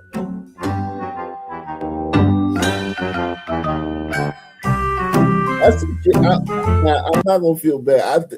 Listen, I went to a house party one time, right? Oh man, I feel so bad about this, right? And it was a dude who I had introduced to him by selling weed, right? And he sold like this real strain. It was called Kind Bud, but this is back before weed was good. This is before weed got good. This is in the 2000s, right? You know, I bought some weed from him. He bought some weed from me. I had the Reggie shit. He bought blah blah blah. I mean, long story short, we became cool and shit. Like not friends, but cool. He was telling me about this party, right? So I went to brought my homie to the party, right? Is at a house. It was during the day, so it hadn't gotten night yet. It was probably like 6 o'clock in the summertime, so it was still light outside. We get over there. We going to the parties, girls in there, everything's popping and shit. So we come outside to smoke, right? I mean, it's packed. Like in the house, it had to be like all the furniture moved to the side. It had to be like 40 people in there, you know, in the living room, right? It's packed, right? So I see him, I like address him like, hey, I'm here, blah, blah, blah, whatnot. Go outside, smoke a joint with my homie, right? The dude that I came with, right? Lean against, those little things on the side of the house, those meters. It's like a circular, clear, hard plastic thing. You know what I mean? On the side of the house, yeah. I leaned like a on water that meter. thing. Yeah, well, I know it's kind of like a power. It's Oh, the power on the outside. yeah. I know what you're talking about. So anyway, we out there smoking. I lean on that thing, right? I lean on it, and that motherfucker just falls off. And then immediately, and the house goes black, right? Like I'm talking about, it was like some shit out of a movie, dog. The house just immediately went black, right? I don't know why they had it where it was, but it was in a place where like I could like literally like lean on that motherfucker. And I, you know what I'm saying? And that shit just and all the fucking power went on the house. And it was like we looked at each other, we was like, oh shit.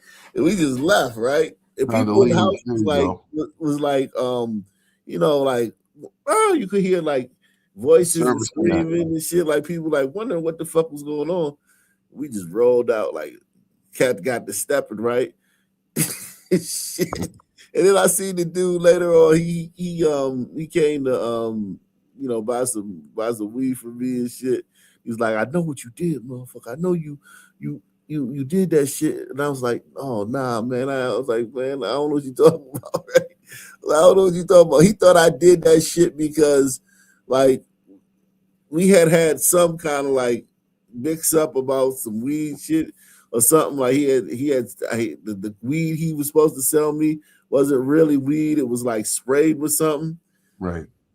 And I was kind of like, nah, this ain't the real shit. But this was before that. But we had like got past that. But he had thought that I had did that over that. And I was like, nah, I ain't do that, period. You know what I'm saying? Like I didn't do nothing. But yeah, I leaned on that motherfucker. When you lean on that shit and that shit fall off, everything goes, the whole house goes completely like no electricity and shit. Yeah. And I was Hey, like, buddy, he in the chat. He in the chat right now. So hey, we he did that shit, yo. Yo, we got the step. When I hear like when I say we got the stepping, soon as we did that shit, we was gone. Like, oh shit, boom, just stepped off, went back to the car, got out and get rolled out. I don't even think nobody even saw us. Like that's how surprised I was when he said something. But I think okay, he probably knew we was outside smoking. But like it was like, yo, it was crazy, though. And we kept it pushing, and we ain't even think about it no more. You know what I'm saying? Till the next time I seen that nigga. It was like, damn. I was like, damn, I'm that type. I used to be that type of nigga and shit. You know what I'm saying? I used to be that type of person. But I wasn't like bad. It just was the way it was. It wasn't like I was trying to be like that. Like, some niggas try to be like that. It just was. That's just how it was, you know what I'm saying? I wasn't like trying to be like that or that type of guy. It was just that was just how it was. Sounded like it was time to be somewhere else. What was I supposed to do? Be like, hey, everybody, sorry, guys, I did this. and a house full of niggas and shit. You know what I'm saying? I accept responsibility for you know what I'm saying. It's like you can't really do that either. You know what I'm saying? Sometimes it's just better to leave. Yeah, it just gets rolled out, man. Fucked his party up too, man. I fucked his party all the way up, man. I don't even know how much that shit costs to get fixed or nothing, but I told him I ain't do it. I said, nah, I ain't do that shit. I don't know what you're talking about, man. I was gone, man. I left. You know what I'm saying? I don't know what happened. I think that's the power company's equipment. They might come out and fix it. Just if they're not suspecting it was intentional sabotage, they might just come and put it back on. I shut down the party, man. I was felt bad. I did that another time. I was at Howard University. You did it again? No, at Howard University. Oh, okay. I forgot. This girl was having a party in the dorm, right? I was there for some because my mom used to have workshops, right? She used to have writers' workshops, and sometimes I would go to them, right? Sometimes I would, you know what I'm saying? So I was probably like, I think I was probably like 20, 21, 22, something like that, very young. And I went to one of my mom's workshops, and all the writers had to stay on the campus at Howard University, right? It was in the summertime, and this girl was having a party. She was one of the girls at Howard. She wasn't one of the girls in the program. She was a young little red bone, sexy little thing. She had all her friends in there. And I can't but remember what I did to I did something like fucked up the electricity somehow. It'll come back to me one day, but yeah, did that. Man, I remember one time my team, my school, we went to play. We played in a lot of different states, all the tri-state area, Pennsylvania, Maryland, and New Jersey. So we had games all over in that area. And one time we went to this school down in Maryland, right? Sandy Springs. It was a boarding school, right? And we played a tournament down there. First day I dropped 20, you know what I'm saying? Got in the paper. Right. And we sleep over the next night to play the next game the next day, right? So we staying at their school in their dorms. We fucking bring some broads. we bring some broads into our room where we post because they got rules at boarding school. You can't, you know what I mean? You gotta be in the room at a certain time. We brought we violated their rule. We brought some girls into our little area where we was at. And we was in there chilling with the girls and shit, right? And then their headmaster, I'm not talking about a teacher, the headmaster of the school just walked in that motherfucker. It was like, oh shit. It was like, oh shit. And we knew what was up because we had a similar situation at our school. It was like, oh fuck. And he was like, yo, he gave us a long speech and said, I'm gonna have to tell your coach about this, right? So then my parents, they were supposed to come the next day and see me play. They get there at the game, and I'm on the bench in street clothes. And they're like, what's happening? I'm like, man, you don't even want to know. You don't even want to know. Then I had to tell my mama that I got suspended. And then when we got back to the school, we was in trouble and shit.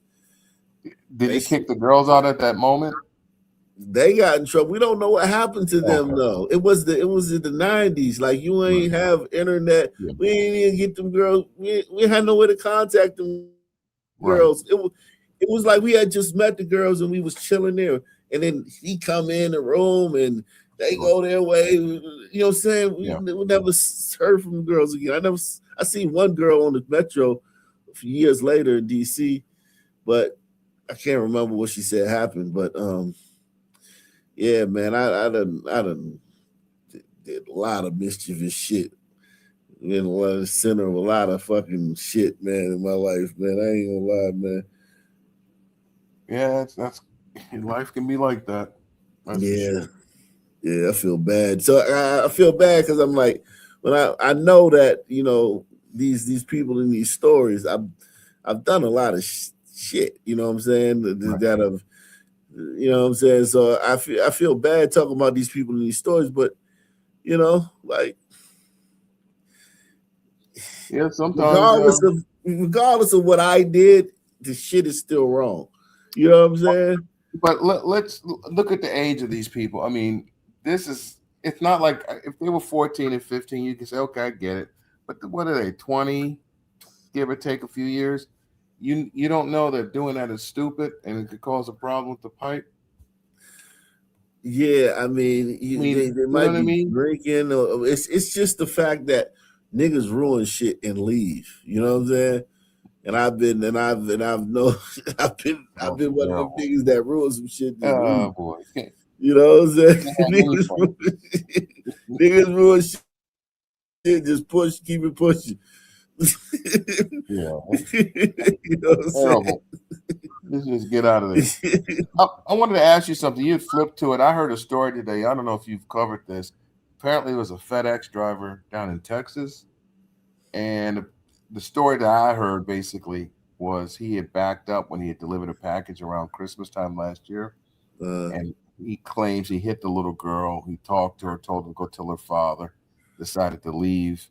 But at some point, she ended up dead. So I lost touch with the story. So I think he made a plea today, and I think the sum of the story is what it turns out, he ended up strangling the child before he left the property. After To he delivered, death?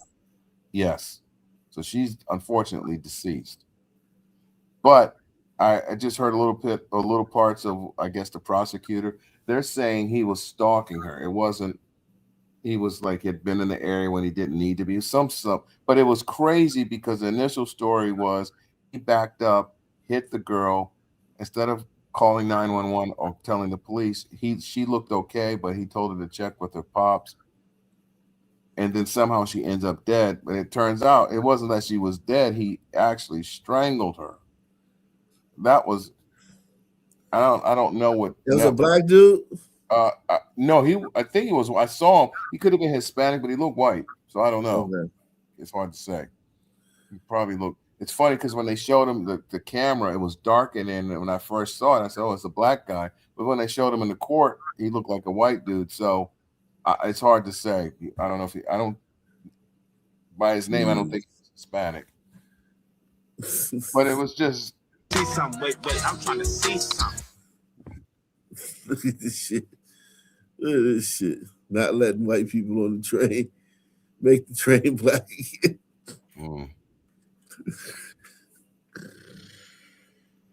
Jesus Christ. You know, I was a kid when I'd get on the subway in New York, and thinking back, I can't believe. I mean, New York, all the subways, they're dangerous places. They're horrific.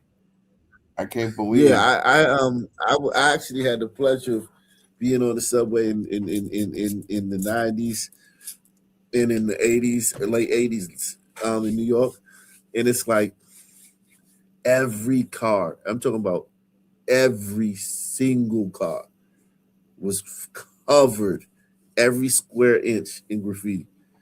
Graffiti. Every single. You know how many cars are in the New York subway line? It's not like the light rail in fucking Baltimore or some shit. It's there's probably tens of thousands. Yeah, every single one that I saw was every square inch was covered in graffiti. Yeah, that brings back memories. I remember that. Some of the levels you go on, it's like you're in another atmosphere, you're in another planet. It's like you could be -10 outside, and you go down, and you gotta wear your wife beaters and drink water because it's musty and it's like a steaming shower. I don't know if they still have those environments. I know they used to have it up until the 90s. Yeah, I think they cleaned it up in the 2000s, but I got on it in the 90s, and people would just get on there selling shit. Like dancers, people would come on there twirling and dancing and shit and spinning around on the fucking poles, doing flips for money, trying to get you to donate money to them. Yeah. That people would come on there with like stuff selling. It was like fucking living. It's like being in fucking the third world country on the train. I was so not used to that because in DC, nothing like that happened. As ghetto and as violent as DC was, aside from maybe at certain stations when school let out, every once in a while, man, when I would go to New York to see my family, we would have to get on the train because we didn't have a car then, so we would catch the Greyhound or the Amtrak up to New York, and then to what's that thing called, Penn Station or something? Yeah. Or we would get on the bus and go to what's the other one, the Port Authority, whatever the fuck it is, right? Port Authority, and then we would catch the train out to Queens or out to Brooklyn, wherever my family lived at that time. And I remember so shocked. I was going to say, I remember in the 80s, I went on the DC subway. I couldn't believe it. Like you said, it was a whole different world. Clean, organized. There was no riff or raff. I mean, it was a whole different. No litter. Yeah, it was a pleasure. It was like my vision of the bullet train as far as cleanliness and decorum and the element. There was no hanky panky anywhere. And I only went on 1 and 2. What is it? The Red Line, I think, whatever they called it. All of it was like that, though. It's like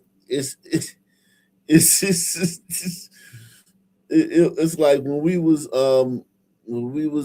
coming up in DC, like it was like just expected. Even homeless people wouldn't really be on the train. Some of them would hang out in the station, but you wouldn't even see homeless people on the train. You wouldn't see vagrants and shit. It would be a certain stops and maybe the downtown stops, but they still wasn't like that.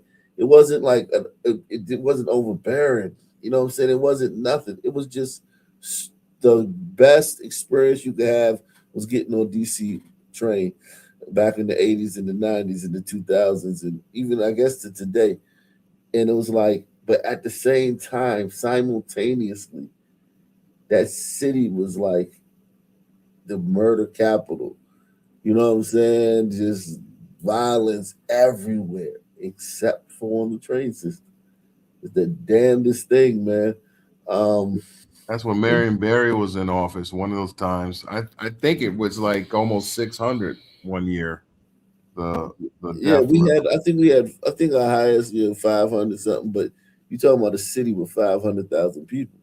Yeah, you're not talking about like millions of people. You're talking about a small city, man. Yeah, I had that many. Okay, let's see this one. This one right here. Is this it? Yeah, this one right here is crazy. You consider what you were just talking about. This one right here is kind of on that same level. And one line right hit me. I don't go on in the brick like shit. You know what it is, bro? Hell no. That man, I hit my little daughter over there, bro. Why you hit that man? Man, this some real brick like shit, bro. You should have hit that girl, boy. You hit me right there in my left. Yep. That boy talking about, look at my left. Yep. Look at my boy. My boy ain't bullshit. That man, you hit my daughter, man? He hit my daughter in the fucking eye. He's not. Popping and everything on. Well, he threw out here. You hit me. You don't want to let me down here. Why you hit that man's daughter, dog? No, you didn't. So that's this little girl. You hear me? Why that boy tap it out? Y'all hear me? Oh, you don't want this nigga ass on 22. Man, that man hit my fucking daughter, bro. How your daughter? That man hit my 9. Oh, bitch. That man hit my daughter in the fucking eye, bro. Yeah. Man, stop the fuck out here, stupid ass. I don't know. He just 22. Bro. He done fucked with the wrong one. He done fucked with the wrong one. I don't know why he doing this. Hey, don't spare that. Don't spare that. Don't spare that nigga ass. Come on. Hey. He done he shouldn't even fuck me all the way over here. Bring his ass back over here. Is that a rescue? Yeah. Is she rescuing that dude? Or is she trying to work him over? Yeah, that's a grandmother, I think. I don't know what's going on. He's a 9-year-old. What I'm telling you, a 9-year-old. Oh my God! Look at my daughter, bro. Look at my daughter. Look at my daughter, bro. Are you fucking crazy? Hell no! My motherfucking daughter, bro. Look at my motherfucking daughter, bro.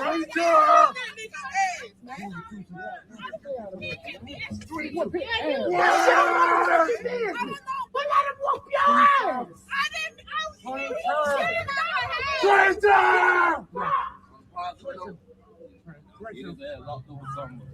Oh, you see my daughter, bro? They coming, don't let his ass go nowhere.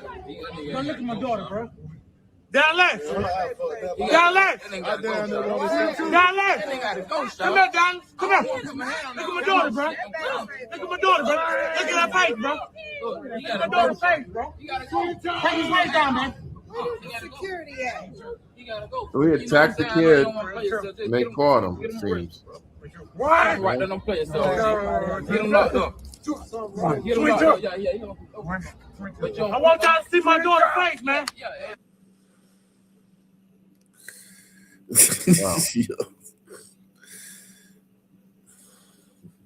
Wow.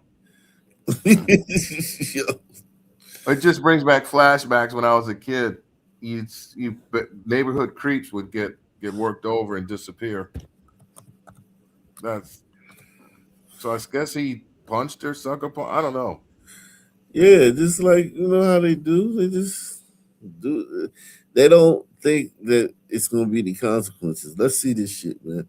Courtney, we have you loud and clear. Wonderful.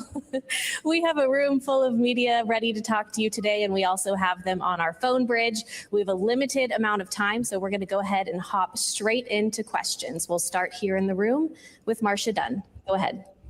Marcia, Associated Press for you, Reed. These motherfuckers been up there for 7 years. And there's a delay, so how does he instantly know to look at her and be like, oh, if there's a delay? It's just weird, man. Like, there's supposed to be this 14-second delay. Right? Or some delay. It's supposed to be, let's just say the delay is 2 seconds. Look at when she says who she wants to speak to, and he looks at the person and starts smiling. Time, so we're going to go ahead and hop straight into questions. We'll start here in the room with Marcia Dunn. Go ahead. Marcia Dunn, Associated Press for you, Reed. Could you please describe your emotions? Oh, you read? Yeah, that was what, 2 seconds? Not even, 1 second. Man. It was like half a second. You read. Could you please describe your emotions when Jeremy called down to Mission Control? He called himself. You see it? Yeah. You see his face? He called himself. Absolutely. He's like, oh, you know, oh shit, I fucked up. Let me touch something and let me touch this little, I don't know, what is that creepy toy? These niggas in a studio somewhere. These niggas ain't in fucking space. You kidding me? To ask permission to name a lunar crater after your late wife, Carol. It was a pretty emotional, powerful moment down here. Yeah, immediate thumbs up. Marcia, it was a powerful moment up here as well. We, my crewmates approached me when we were at Kennedy in quarantine, and they said, hey, the three of them had talked. They're supposed to be floating. Because remember, it's weightlessness. Right. Weightless. And they would like to do this, and that was an emotional moment for me, and I just thought that was just a total treasure that they had thought through this and they had offered this, and I said absolutely, I would love that. I think that's just the best. And I said, but I can't give the speech, I can't give the talk. And Jeremy, the kind of guy he is, he said he would do it, and it was getting emotional there. And I think when Jeremy spelled Carol's name, Carroll, I think for me, that's when I was overwhelmed with emotion. And I looked over and Christina was crying. I put my hand down on Jeremy's hand as he was still talking. It was right there on that rail. And I could just tell he was trembling. And we all talks like this, these pointless, dribbling and bantering on specifics. You know what I mean? I put my hand on his hand, and he was like, "Come on, man, that shit didn't happen." I What like the he other just- night. What's that? What he's talking about didn't happen. Yeah, People don't yeah. describe shit like that. They don't describe shit with unless they're lying. Little fucking details, harping on pointless details. Well, I just want to say this one thing, and I was thinking about this a lot when you were doing the earlier shows this week, last few days. Human beings lie. We all know that. We all have the ability to lie. And for people to sit here and have just blind trust for the government, when we all know the government lies, kills, destroys, and does all sorts of horrible things, all governments. I'm not talking about political parties.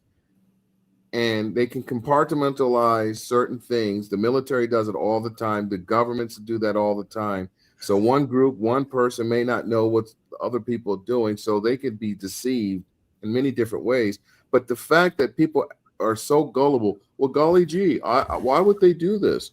Why would they lie? How could they lie? And that just beyond, that's what blows my mind. They may be telling the truth. It may be that they're in this thing and flying around the moon. Okay, let's say they are.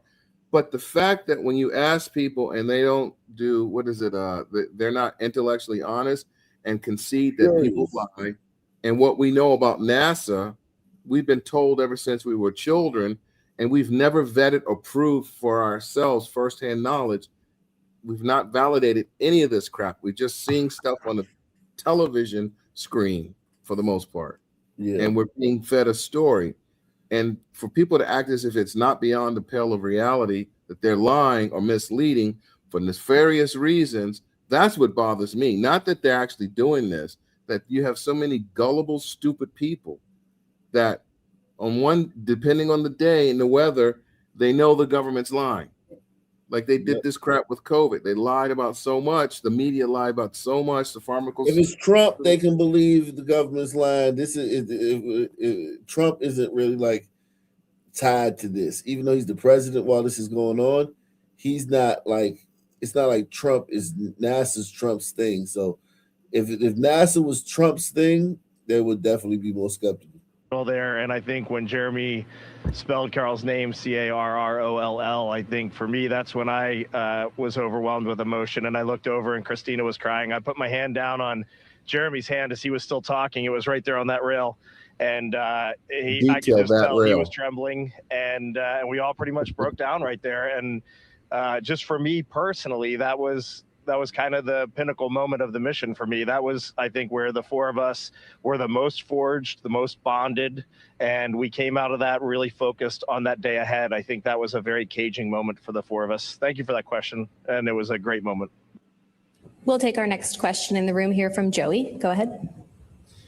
Thanks. Joey Roulette with Reuters. I'm curious, Reed, and for anyone else who wants to answer it, how has this mission changed you guys personally?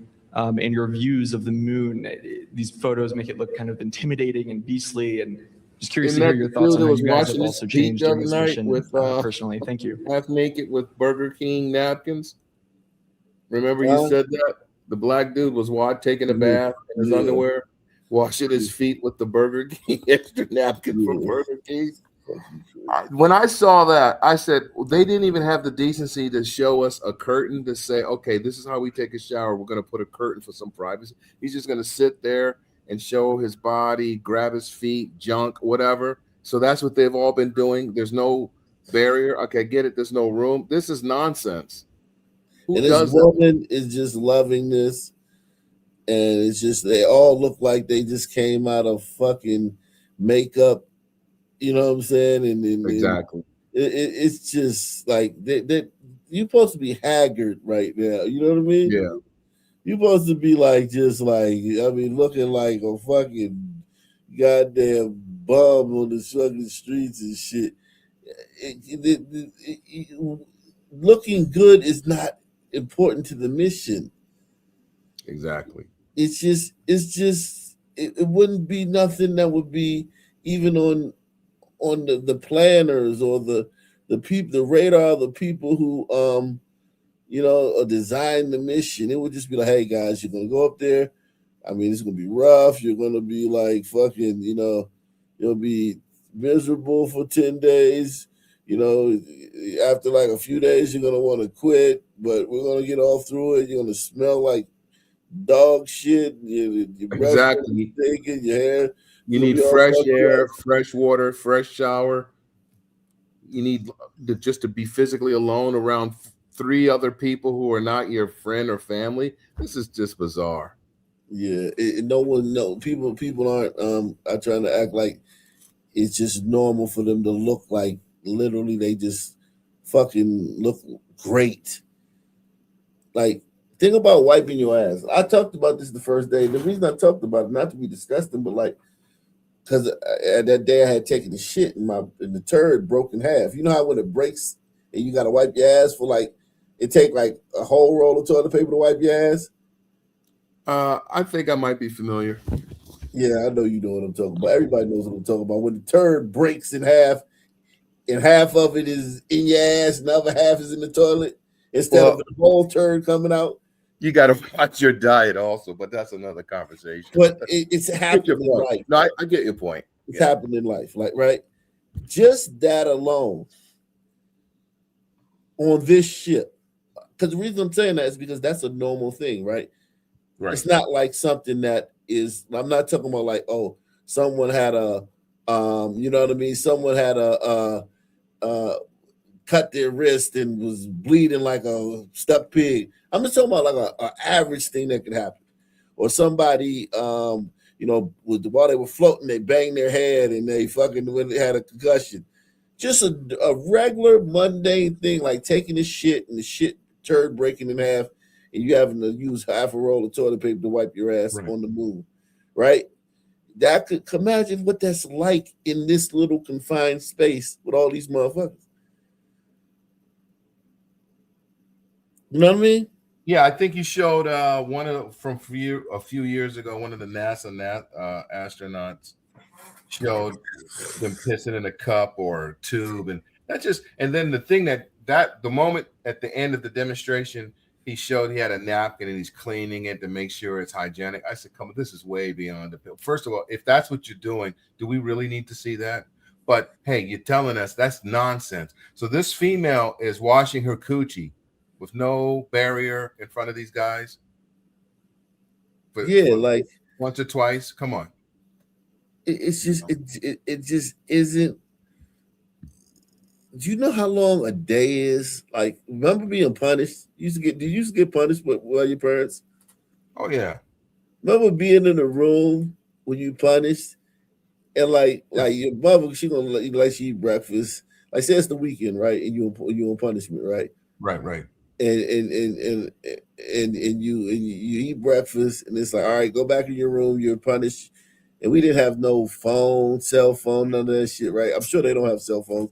I would hope they don't have cell phones up there. But that whole day would drag on. Then lunch, exactly. We'll get lunch, and then it would just drag on. You know what I mean? You ever been in jail? You ever been to jail? No. So it's like in jail, the days are just long. You know what I'm saying? You just in your cell. I can imagine. Look, it's not a movie, right? You know. Yeah, no. I would find that hard. I've done jobs. I've been in jobs, and I'm former military, so I know what it's like to be in situation. I'm not saying it's like jail, but to be in a confined space or be in a situation where you don't have a choice to remove yourself, that's got to be a punishment. You know, especially like this. This is for 10 days or however long they're claiming, and they're not doing any real experiments. There's nothing for them to do. You know, what are they doing? Tiddlywinks, spades. I mean, what are they doing? Pinochle? Are they watching Netflix? You know, you're not going to tell me they're working the whole time. No, and then here's the thing: even if they are working, everything's done right there. It's not like, oh, you can go to your office. Right. Everything is right there, right? Like where they're at. Like that's like half the room. That's half of it that you're seeing right there. It's all right there. There's nowhere else. It's not even like in jail where it's like, you know, you could go up on your bunk and shit, and your bunkie being on his bunk. It's like just right there. And this dude on the left, am I wrong? I don't know. I can't tell the difference between him and the other dude on the end, but is he like every time I see him, he's squashed in that corner. Yeah. Why is he always there? Why is not the female there or the black dude or the other white guy? Why is it? I think it's always this dude. What was it? Is it a fetish of his? Why is he always squeezed? If it's the same guy, I don't know. I can't remember. But let's assume it is. And if it's not, then so be it. But why is he always squeezed in over there? I mean, I guess that's the only place he can physically be, but why isn't one of the other ones there sometimes? Why is he always there? He's 6'2", so he's the biggest one. All the rest of them are like 5'8" and shit. Good He's answer. 6'2". I had an opportunity earlier to answer this question from my own perspective, and we have seen just some extraordinary things that I thought we might see. They looked similar to what I thought they might look like, and other things that I just had never even imagined. And those were different perspectives Now that we think about saw. how vague they are about the shit you would want to know. We sent you to the fucking moon, but all the shit that, you know what I mean, you should be specific about and give us detail about, they don't give us detail about it. But how this guy's hand was trembling when he was, you know what I mean, when he was giving a speech about my wife, and I looked at his eyes, and the corner of his eye, a tear was forming, and behind him it was like, come on, man. But then when they talk about actual shit that we sent them up for, it's vague as fuck. Right. They're lying. That's what liars do. I still talk about my first and only visit to the Grand Canyon 20-some years ago. When people ask, I can talk about the distances, the colors, going down the little trails, everything we did, and seeing the birds flying over in the thermals. I remember all of that. And in my family, when we talk about it, we get excited, and it's monumental. That's the Grand Canyon. This would be a magnitude 5 times, 10 times greater than the Grand Canyon, and they're almost mum, like they have nothing to say. They just keep the conversation moving. So I see that, and I agree. Their response is not normal. Yeah, it's just liars, man. These things from, but I have to say it hasn't changed my perspective, or the perspective that I launched with. The perspective I launched with was that we live on a fragile planet in the vacuum in the void of space. We know this from science. We're very fortunate to live on planet Earth. And the other perspective that I've sort of learned from others through life is that our purpose on the planet as humans is to find the joy in lifting each other up by creating solutions together instead of destroying. And when you see it from out here, it doesn't change it. It just absolutely reaffirms that. It's almost like seeing living proof of it. So hold on. You notice being how up there that doesn't change. He said being up there doesn't change the view of the moon and shit. Like the things he said, listen to what he said about being they just went around the backside of the moon. But and no meaningful photos or video. But he even said nothing changed. Like it's no different than being on Earth. Yeah. And in the vacuum in the void of space, we know this from science. Why is he emphasizing we know this from science? Because they're not up there. And the other perspective, they're reinforcing the lie. Yeah. Because science told you, accept the science. Exactly. See, the Freudian slip. The Freud. I told people, like, I'm a flawed man. I lied a lot. I lied a lot in my life, man. I lied a lot to fit in with certain crowds, to get females to like me. I lied a lot in my life, man. I know what lying is, man. You know what I mean? I know what lying is, man. I'm well versed in lies, man. You know what I'm saying? I got a PhD in lying, man. I think that's why Erica Kirk didn't bother me. Yeah. I don't give a fuck if that bitch is lying about her dating history. This is important. This is an important lie. Erica Kirk lying about, whether she met Charlie in Reese or in New York. Like, who gives a fuck, right? But this is billions of dollars we're spending on this fucking shit. And it's like, yo, you motherfuckers are lying to us. This is a lie. Why isn't Candace on this? Candace is in on it. Candace knows this is bullshit. Well, I've never really paid attention to her that much. I mean, I listen to her occasionally or whenever it's something big, but I look at the what is the word, trajectory of how she's expressing her thoughts and what she's believing. So now she's pulling out a lot of stuff she's into now, conspiracy, whatever. This crap, I learned in my early 20s, years ago. So I know where she's going. So it wouldn't surprise me if you gave her another 10 years, she might be, okay, NASA's full of shit, and she may or may not, but I know what you mean, because I was kind of like, you said several times, you were a believer. Yeah, I was a believer in all this crap, NASA, the globe, all this nonsense, believed it. And I saw things over the years, and I always had questions and doubts. And then I started to realize, and in a nutshell, once I realized scientists, doctors, politicians, criminals, white, black, American, North, whatever, Russian, people lie. Like you said, people lie. Everybody lies sometime, somewhere. And once you realize that, it's not hard to know that people can pull a large-scale grift like this. And they've been doing this for decades.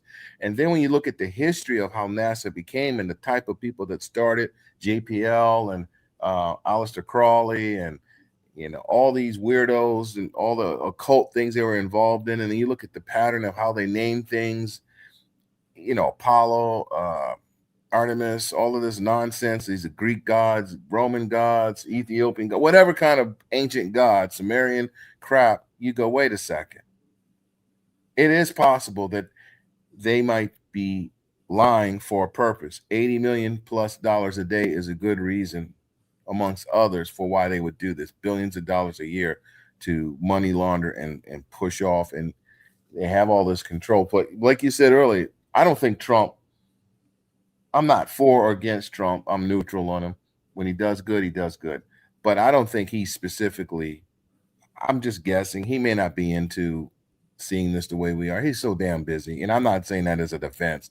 I mean, Jesus, this man's good or bad. He's the president of the United States. He's dealing with a lot of shit, whether I agree with him or not. Even if it was Biden, I wouldn't, like you said, I don't know if these people know. They may know, they may not know, but it doesn't matter. What bothers me is average Joe being forced to pay our taxes, and we're going to act stupid. Like when you ask people, not necessarily this, you said, doesn't that background look like CGI? And some of the guys are like, well, I don't know. It looks pretty normal to me. I'm like, what? We've seen CGI in movies for decades. And we sell that CGI, but I'll go along with the story because it's a great movie. But we know that background. They're driving on the highway, standing in the cityscape. That's CGI. We've known that. But why all of a sudden when NASA comes out with this cheap, poor man, broke, horrible CGI, we look at it and we go, oh, I'm not sure if that is CGI. Like that Australian guy. Oh, what do you have the other day you were talking to? Oh, well, do you have anything, the bona fide thing to compare? He's talking to you like you're an idiot. Like very subtle, like a demon. That's how demons talk. Oh, you don't know what you're talking about. We know bullshit when we see it. And sometimes it comes from inside. You just can see it and you don't see it. And for you to act as if this is all normal and this is all out of beyond, it's beyond being able to perceive that this is fake, and you're the nut, or you're the goofy guy, or you're just stupid because you don't know the science. That's really telling of who you are, because even if you don't agree with me, for you to not admit when you bring up bona fide facts, that looks like CGI. Didn't they just show the stupid far side, dark side of the moon, whatever the hell you're calling, and it's some stupid CGI looking photo, right? Africa is big as hell. Then they showed 12-hour later photo. It's the exact same photo, but brightened. Like they use CGI. One is dark, one is light. That's all they have. There should be like 20, 30, 40, 2 hours, 5 hours of video footage of close-up of the moon that looks real. And forever long they say they were behind the moon. You're saying there's no camera that could have captured, no photographic evidence that they captured, whether they had a signal to the Earth, they couldn't capture the backside of the moon to show the world? That's what we're supposed to believe? Yeah,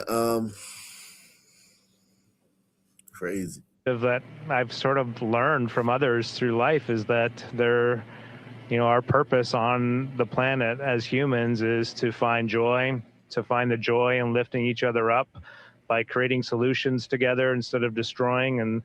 And when you see it from out here, it doesn't change it. It just absolutely reaffirms that. It's almost like seeing living proof of it.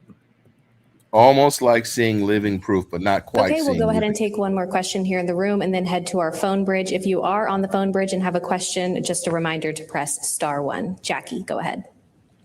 Hi, Integrity. It's so wonderful to speak with you. This is Jackie Waddles with CNN. Obviously, there is a huge moment coming up with reentry. Can you describe your feelings, how you're preparing for that moment mentally and physically? And then as you prepare for the end of That's the a journey, great question. what You are can some tell moments she's not that in you on know it. that you'll take with You you? can tell she's not in on it. That question. Yeah, that was a great question. Like, hey, you about to re-enter the Earth's atmosphere? That's got to be kind of dangerous. You're in a little tin pod, flying a gazillion miles per hour. You're about to go through the friction, I guess they allegedly, of leaving the vacuum and coming into the atmosphere. That's you got to be horrified. Like, you got to be like dreading. You got to be wishing you were anywhere else but there. Like, let's be honest. You at that moment, or with that in, you know what I mean? Like that the night speed. before I take a flight, even before when I fly, like the night before I take a flight, I'm nervous. You know what I mean? Right. Getting into the TSA, you're nervous. You know what I'm saying? You know what I mean? You get on the flight, just a flight. These people are going 8 gazillion trillion miles an hour in a fucking tin tent. And they're Columbia. they're about to take the most dangerous part of their voyage, allegedly. Right. Because we all saw the Columbia that blew up. And they're just and the Challenger. She said, yeah, aren't you horrified? If she was a shield, she would have never asked that. Because they're kind of like glossing over that.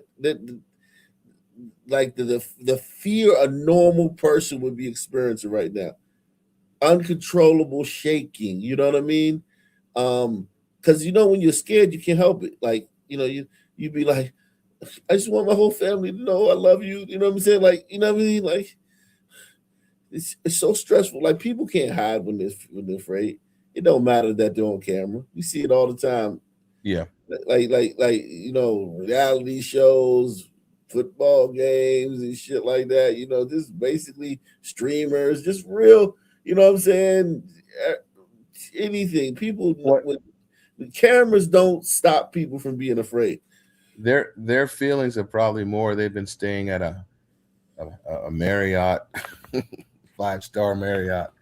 Yeah. And they're not on camera, so they're gonna miss that and whatever they're eating and whatever they're doing. But they're not, in my opinion, they're not flying up around the moon.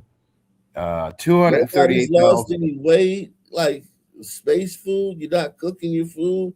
You're just eating little stuff out of packets. Nobody's lost any weight.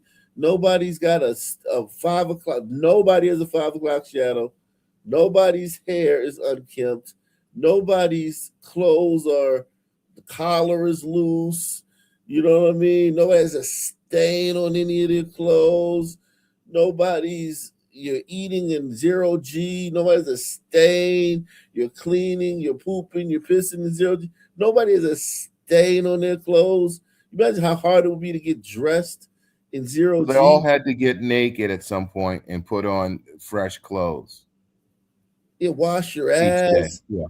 Nobody, you're just living. Listen, you should see my desk outside of my computer. Like, it's shit everywhere. and I'm not at 0G. I'm just here in my basement. My desk that this computer, this laptop sitting on, it's shit every fucking where. Napkins, bottled waters, fucking caps, cups, fucking shit, everything. You know what I mean? This place they're in looks fucking pristine. Yeah, I mean it's absolute nonsense. And again, what really bothers me, like we saw this during the COVID scamdemic, is that these people, pardon me, the average person, like I read the comments on other websites, and the rah-rah shus kumbah, they believe it, they support it. And most people who believe in all of this, they don't even understand. I'm no expert, but I know enough to say what I believe. But most of the people that support this don't even know the science, the basic science. You know, when they use the terms of what they're saying they're doing, they don't know the actual reality of what they said that they're like. They said the thing they said they're undertaking. If you really understood what that meant, you would know there's no fucking way they did that. And then you would know that even if they did do that, it's no fucking way that you're acting like this on that thing. Think about it. If you want a car with me and I hit 80, and then I hit 90, and then I hit 100, what are you going to say in the passenger seat? Slow down. And that's just 90 miles per hour. Yeah. And these so people are going a gazillion miles per hour around.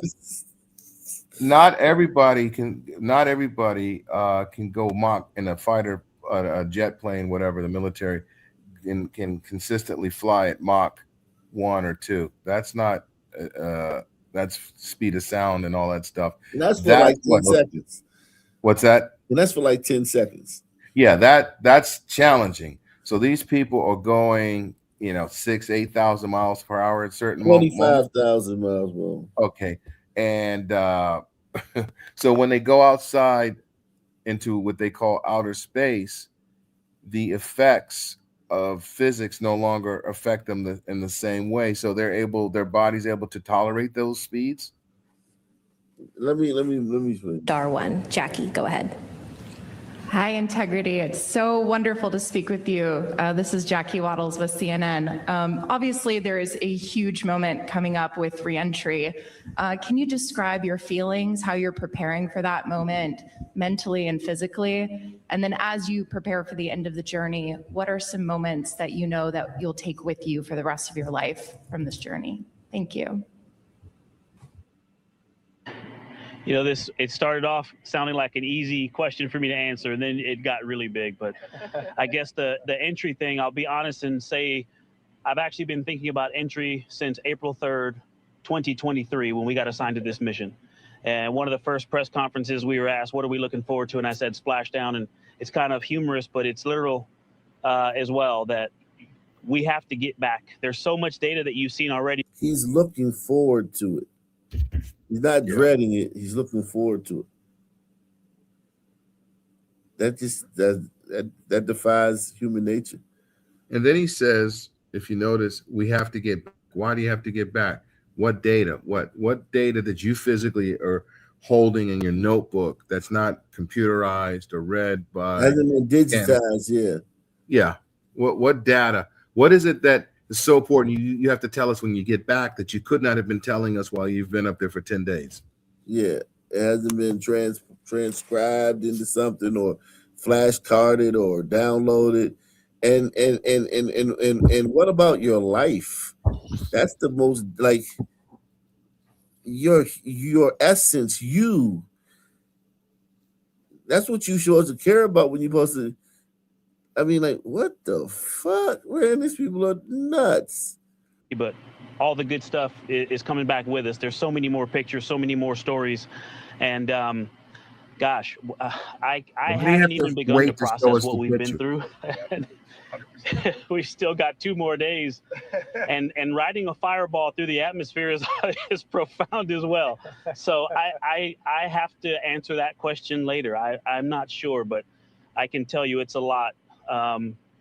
And and lifelong memories. I'm going to be thinking about and talking about all of these things for the rest of my life, for sure. All right, we'll head over to our phone bridge. Our first question there is from Kelly Malone with Canadian Press. Go ahead. Hi, this is Kelly Malone with the Canadian Press. There's a lot of excitement about scientific advancements as a result of the mission. You just spoke about the data, and I know you've spoken about training on robotics in Montreal. What are the takeaways from these missions so far that might be applied to robotics or other international tech efforts in the future? And just a quick personal note for Jeremy. I'm told you got a surprise message from your family. Can you share what it was like to hear from them? Well, when I think about the Artemis program in general, we've already seen some investments in pushing robotic technology forward for deep space that we're going to see put to good use in one way or another. And this is the beauty of this program that brings an international collaboration, sets big goals, and doesn't just talk about them, but goes after them and gets it done. We're going to need the advances in robotics. It's really hard out here. We're a long way from home. We've been learning the entire journey. We've been watching Mission Control learn. You do a lot of testing on the ground, but your final test is when you get this hardware to space, and it's a doozy. And our team has just performed. They've just knocked it out of the park, but it doesn't mean it might look easy from the outside. We can tell they are working so hard on the ground to do this, and we really appreciate them. And so when we get, these next generation robotics on the surface of the moon and out in deep space, there's going to be some challenges. There's going to be some failures along the way, and there's going to be some learning that happens. On the personal note, yes, I had some videos from all of my family, my 3 children, Devin, Ashley, and Caitlin, and my wife, Catherine. And when you're out in deep space by the moon and you are listening to a video they recorded for you before you launch, that's something. We all had it so great. Yep. Okay, our next question is from Micah Maidenberg with the Wall Street Journal. Hi, good evening. For anybody who'd like to answer, how do you think the flight has contributed to the broader Artemis program? Of course, it's not over yet, but what do you think the crew has already brought to the table for the next couple of missions? Thank you. Well, I love this question because part of our ethos as a crew and our values from the very beginning were that this is a relay race. In fact, we have batons. What'd you say? Why are they doing those jump cuts? I noticed more tonight than normal. They have a bunch of jump cuts. It's like it stops and it. You notice that?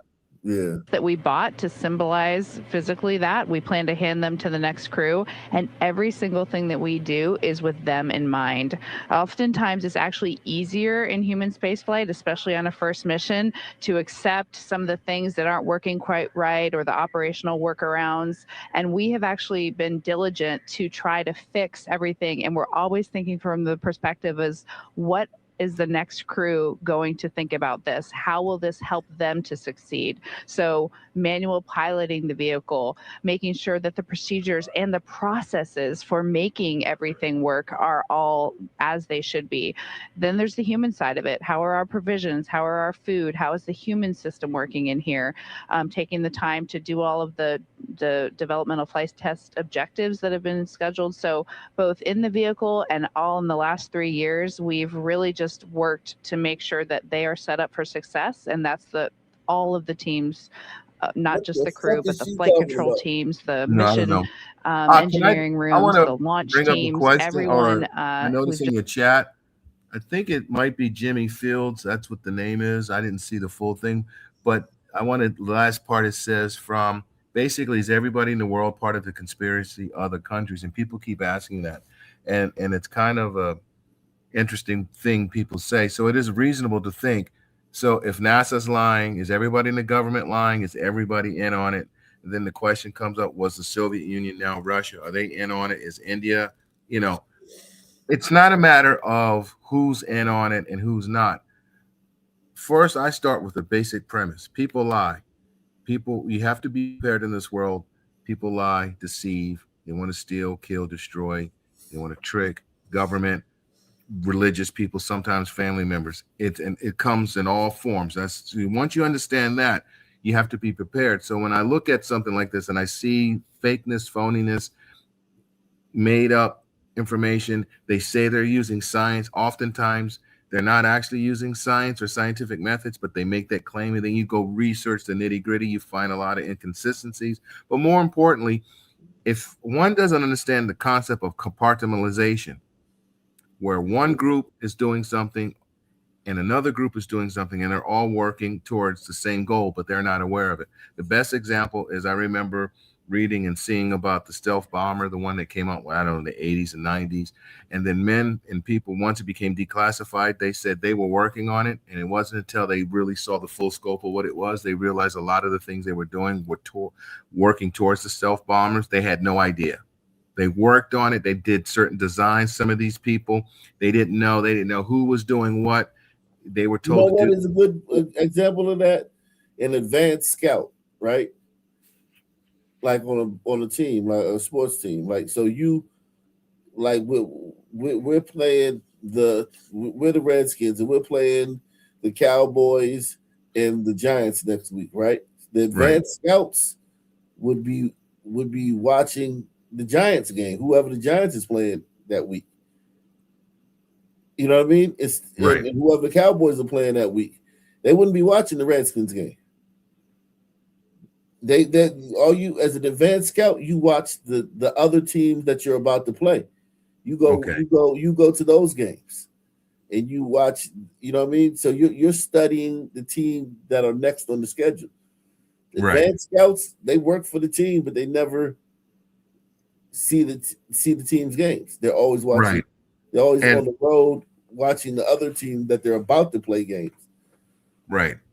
Yeah, it's just that simple. I mean, they can have people now with AI and computer technology. They can have people sitting at councils. We see mission control or whatever, and they could feed them fake imagery, telemetry, and they're doing something.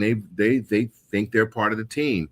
You know, it's not like they are consciously sitting there knowing this is fake and we're lying to the world. I don't think that's how it works. I don't think that's how the government works. If that were the case, then a lot of things would fall through, because given the opportunity, a lot of people would try to do the right thing and good thing. And I think if people are presented with hardcore information that would show them the lies of what the government's doing on whatever level, NASA, what have you, then people would say, hey, I'm not going to go along with this. But at the end of the day, people lie. They go along to get along because they want to pay their rent. They want their things. And if the truth starts to creep up, they just whatever. And the best example of that is during COVID. I had a lady at a medical place tell me I had to wear a mask. And she kind of, when I got, she said, come here, I need to tell you something. I have to have you wear a mask because I have to pay my mortgage. What? She was just trying to quickly tell me, look, I got to push this, whether I believe it or not. You got to wear your mask, whether this thing is necessary or not. So that's part of what we're going through. People are just believing, but some people drink the Kool-Aid and they really believe. And that's what makes it even easier to get away, because so many people, in my opinion, are dumb. Just, I'm not saying I'm the smartest person. I'm dumb in a lot of ways, but the average person, like, what is that? The Krugen-Dunning, whatever it's called. People who think they're smart don't realize that they're not smart in everything, or they're just dumb in a lot of things. And I think that's kind of the case here. Most people, like for me, I was in the military, and I believe the Earth was round at that time, in the 80s and 90s. But I always had a question: where's the curve on the flat ocean? There are times I've been under the ocean.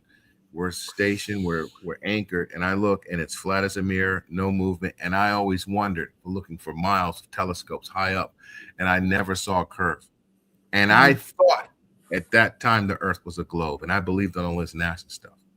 Yeah, great. Yeah, man. Let me get up out of here, man. Salute to everybody, man. Great show, man. It's pretty cool. Good talking with you. Yeah, man. Salute, man. Everybody hit the like button on the way out, man. Support the channel, sponsor the show. I'm out of here. Subscribe.